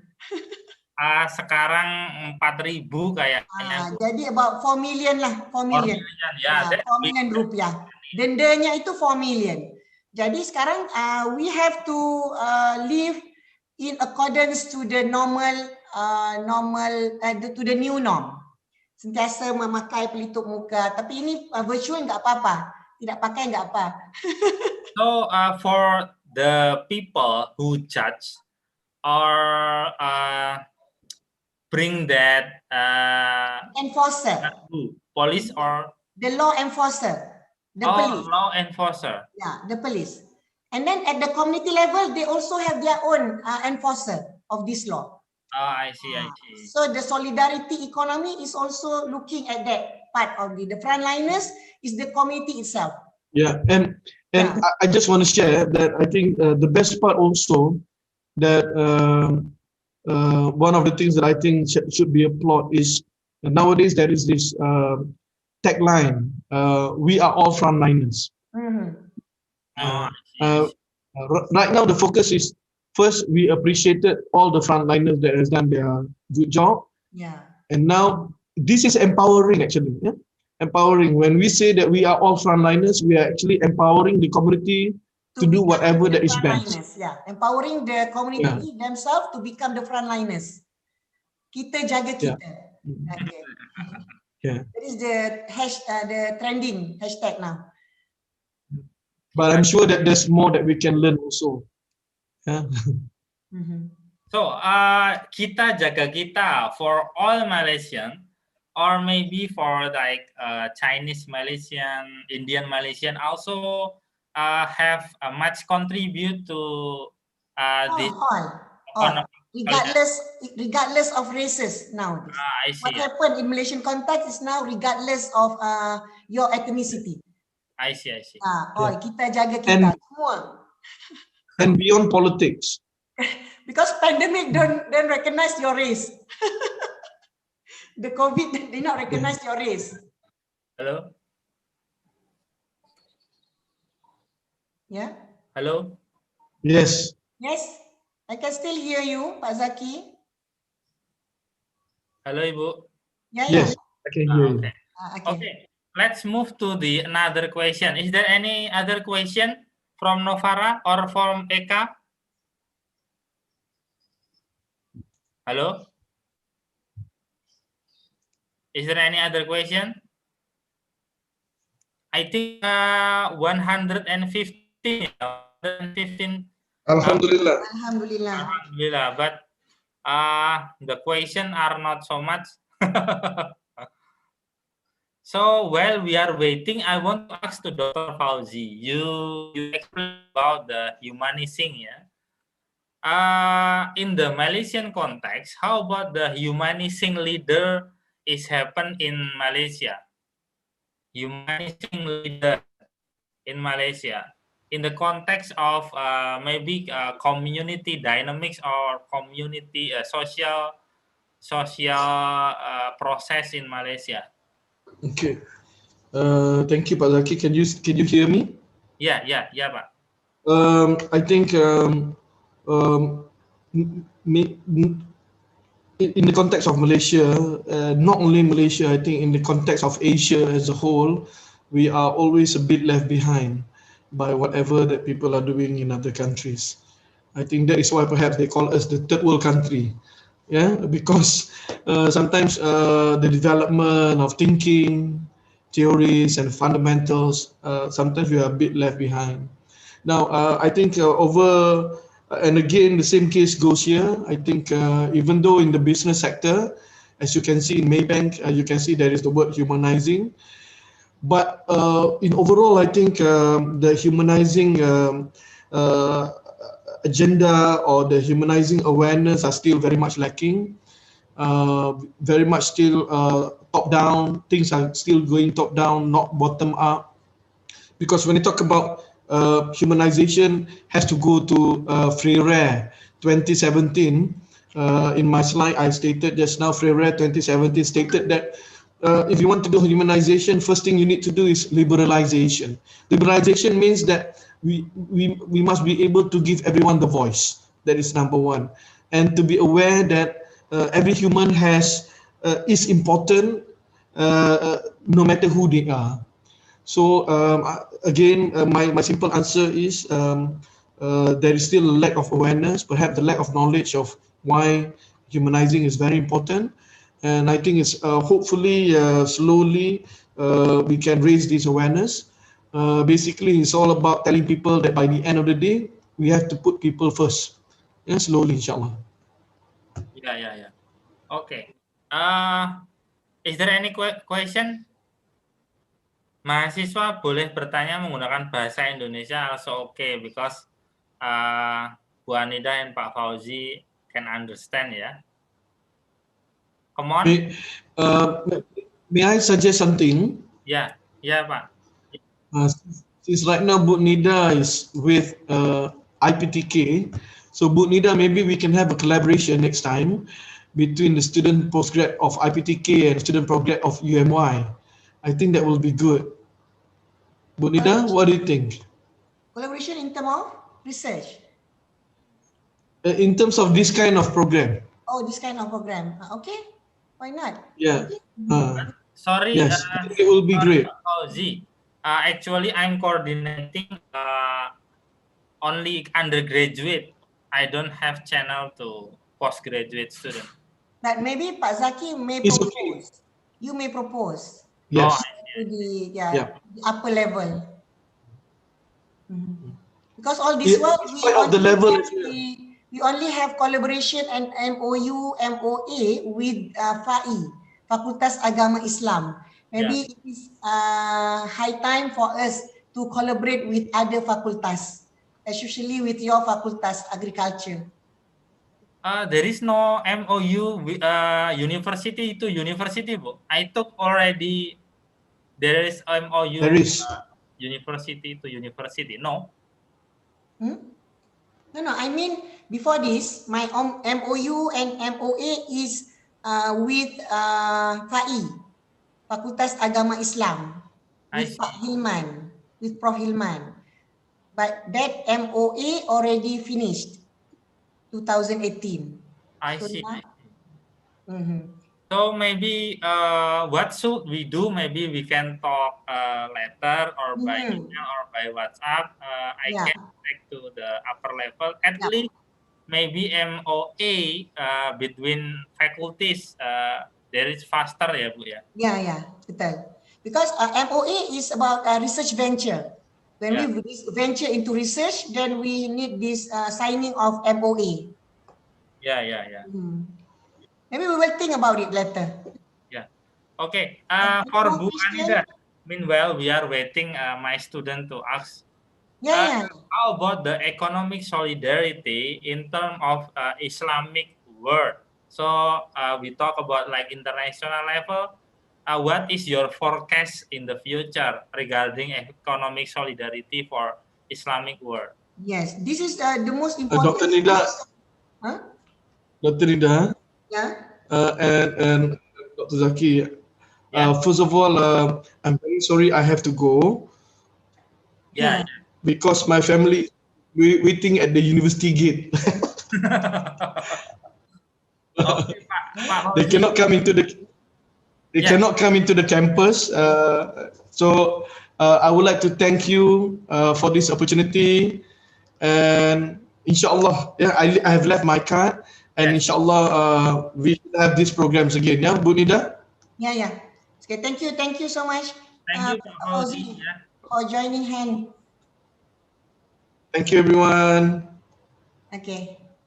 Assalamualaikum warahmatullah. Waalaikumsalam warahmatullahi wabarakatuh. Okay, maybe you can continue, Bu. Okay, with regard to your question, Pak Zaki, maybe this is time for us to think about how to strengthen the solidarity ecosystem. Okay, so ecosystem, it will comprise of many aspects. Okay, for example, the political aspect of the ecosystem, and then the economic angle of the ecosystem, and the social cultural aspect of the ecosystem. So it is time, though we have to admit that this solidarity economy is actually started from the western part of the world. Okay, but we also we take it from the the essence of Islamic economy.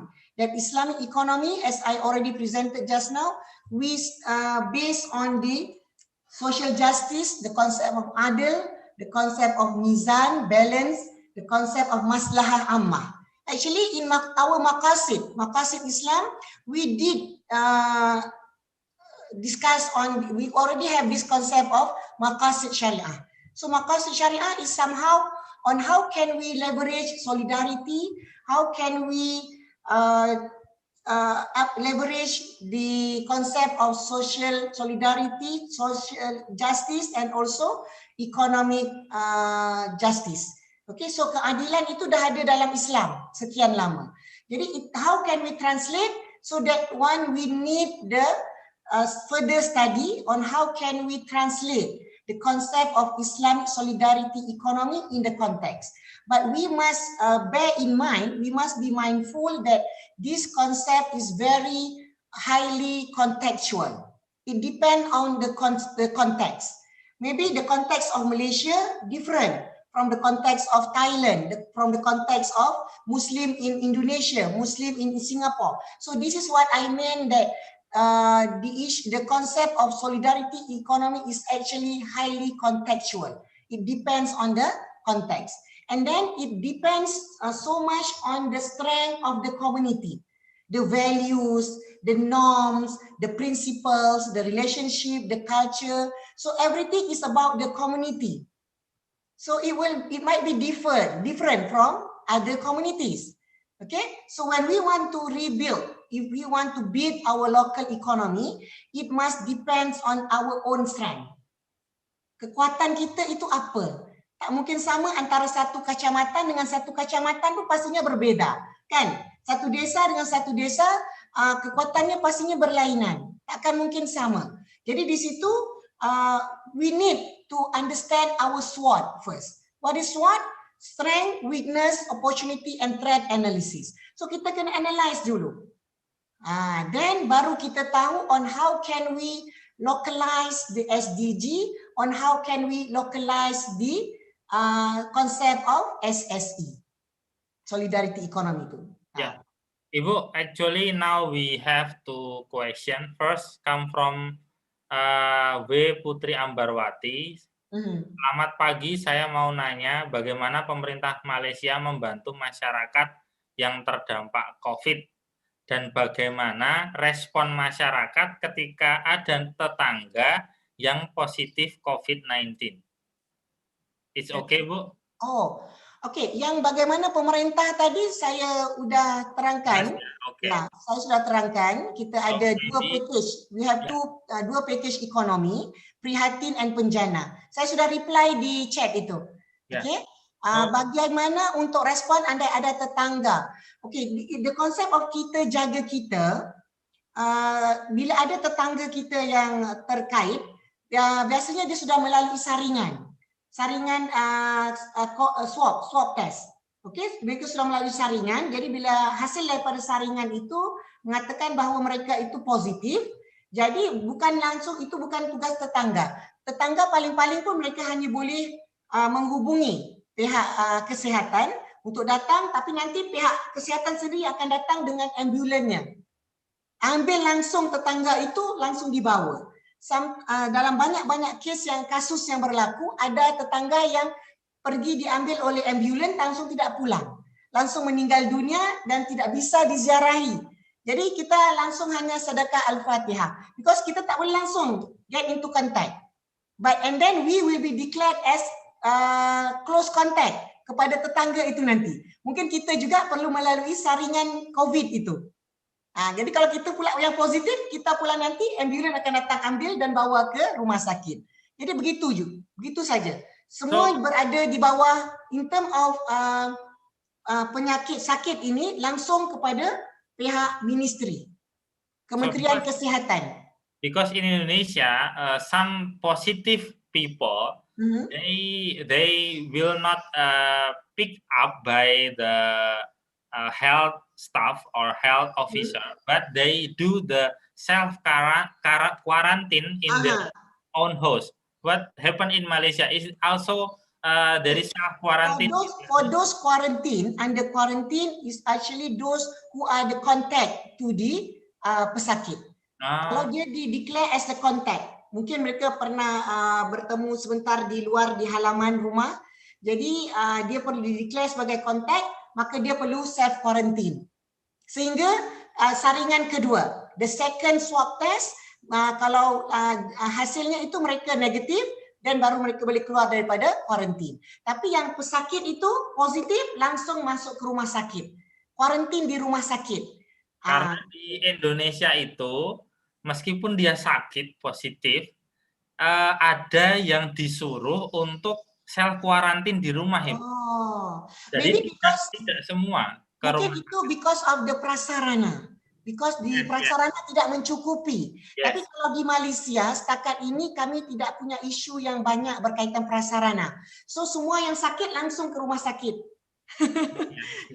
Mereka yang hanya ada kontak-kontak itu hanya kuarantin saja di rumah.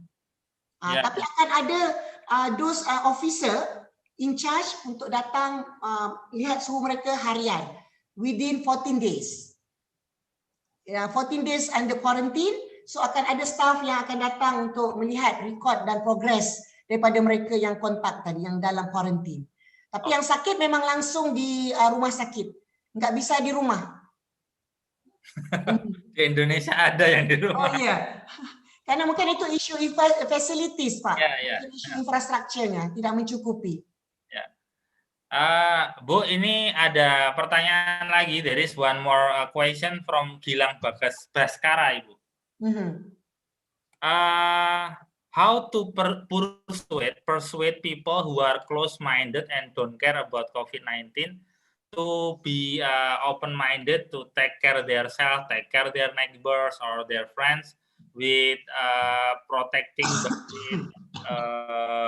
health protocol, with applying protocol. Because in Indonesia we find so many people don't applying health protocol. Okay, this is somehow about the individual itself. Okay, so apapun ini semua kembali kepada individu, dia mentality, dia mindset, dia attitude. So kalau individual, we cannot do much because perubahan seseorang itu hanya diubah oleh orang itu. Okay, tetapi yang boleh dibuat adalah intervention daripada kerajaan. Kerajaan can make the intervention. For example, kita impose penalty, we impose compound, we impose fine. Tapi selebihnya untuk berubah, harus orang itu sendiri yang berubah. Kalau dia memang sudah attitude-nya itu close-minded, what we can do? Kita tak boleh ubah apa-apa kan? Melainkan mungkin kita boleh doa supaya dia yang kena COVID itu. Supaya dia tahu, supaya dia sadar. Kan? Jadi we cannot do much. Tapi for government, they can do so much measures and intervention on how to intervene in that process. Whether it is in the form of penalty, reward or penalty, then it can come from the government. The rest, it is up to the individual itself. Kalau dia mau berubah, dia mau sihat, then dia. Tapi kalau in term of government, in term of social media and media, they did a lot in term of advertisement, okay, on how to spread the awareness. Itu semua fungsi-fungsi daripada pihak media. Boleh juga berlaku, membantu kerajaan. Tapi kalau kerajaan, dia akan membantu dalam konteks rules, regulations, penalty. Tapi kalau dari pihak media, pun media boleh bantu dari segi advertisement, spreading the awareness, kan, on the SOP and everything. Okay, I will ask one more question or two more question. If there is no question, maybe we can close this meeting, ya Bu ya. Is there any other question? I will one or two question for the last. Hello? No question? I think they are shy, Bu, shy. Shy, oh, isin ya? Isin. Ojo isin. Ojo isin loh. Bu Anida aja bilang ojo isin. Ayo. Isin kok. Ojo isin. Kalau seperti ini namanya ngisin-ngisini, tahu ya? Ngisin-ngisinin. make other people same, Bu. Oh, Yeah. And any question? No? Okay. Tidak ada, Pak. Ya. Naufal. Oke. Oh, tidak ada Naufal. okay. Okay, Bu, maybe you can give a closing statement for today's public lecture. Oh, okay. I think as I already highlight just now that there is now a serious call, okay, serious call to find an alternative model for development and also alternative for the economic paradigm, because we know that whatever happened in this world nowadays is actually because of the problem rooted in the neoliberal capitalism economic model. Okay, so it is high time for us to find the alternative. That's why now I'm suggesting or I'm proposing the revival of social solidarity economy, or I term it in the Islamic term as the Islamic solidarity economy, which is very much rooted in the principle of solidarity and the principle of ukhuwah, maslahah ammah, or the public, what is maslahah ammah? Common good. Okay, what is good for the common, what is good for all, then we should strive for it. We work hand in hand untuk merealisasikan apa yang dimaksudkan dengan solidarity itu sendiri. Dalam Islam sendiri, konsep unity atau ittihad itu sangat penting kan. Jadi on how can we translate, it can be in multiple form of this SSE. They can be in so many forms, dalam bentuk dan design structure yang mungkin pelbagai. Tetapi dalam hal yang berkaitan dengan spirit, which is the spirit of ittihad, then how can we translate, on how can we manifest it in the format yang ikut pada konteks community kita sendiri. And then it is up to our creativity and our innovation. Okay? But it is time for us to globalize solidarity. So with that phrase, I would like to end my presentation, and I would like to take this opportunity again to thank Pak Zaki and his prodi and his department for inviting me to give this public lecture today. Okay, so as what is the aspiration from Pak Fauzi before this, he mentioned that hope that this ukhuwah will not stop here. Yeah. So inshallah, we will find another way and another chance to collaborate in the near future. Okay, Pak Zaki, thank you so much. Thank you again for inviting me. Okay. Okay, thank you semua. Assalamualaikum warahmatullahi wabarakatuh. Waalaikumsalam warahmatullahi wabarakatuh. Everybody who are the participants of this meeting, that is the presentation from Dr. Anida and Dr. Fauzi. I hope what they presented today, what the discussion result today can be benefit for us, and then for the students of community dynamics. I hope today's meeting, today's public lecture can increase your knowledge regarding the community dynamics post COVID-19. Okay, that's all from me. I hope we can continue for the another collaboration, ya Bu. Okay, inshallah. Ya. And my regards to Dekan and also your HOD, head department. Ya. My regards for them. Salam. Okay. Ya, terima kasih Bu. Assalamualaikum. Ya, bila itu Pak Zaki, I leave now, okay? Ya. Alright. From me, bila taufiq wal hidayah, wassalamualaikum warahmatullahi wabarakatuh. Waalaikumsalam warahmatullahi wabarakatuh. Untuk sertifikat nanti akan segera dibuat dan di-share ke teman-teman ataupun kepada partisipan di luar UMJ. Partisipan di luar UMJ nanti akan dikirim by email untuk link sertifikatnya. Terima kasih, bye-bye.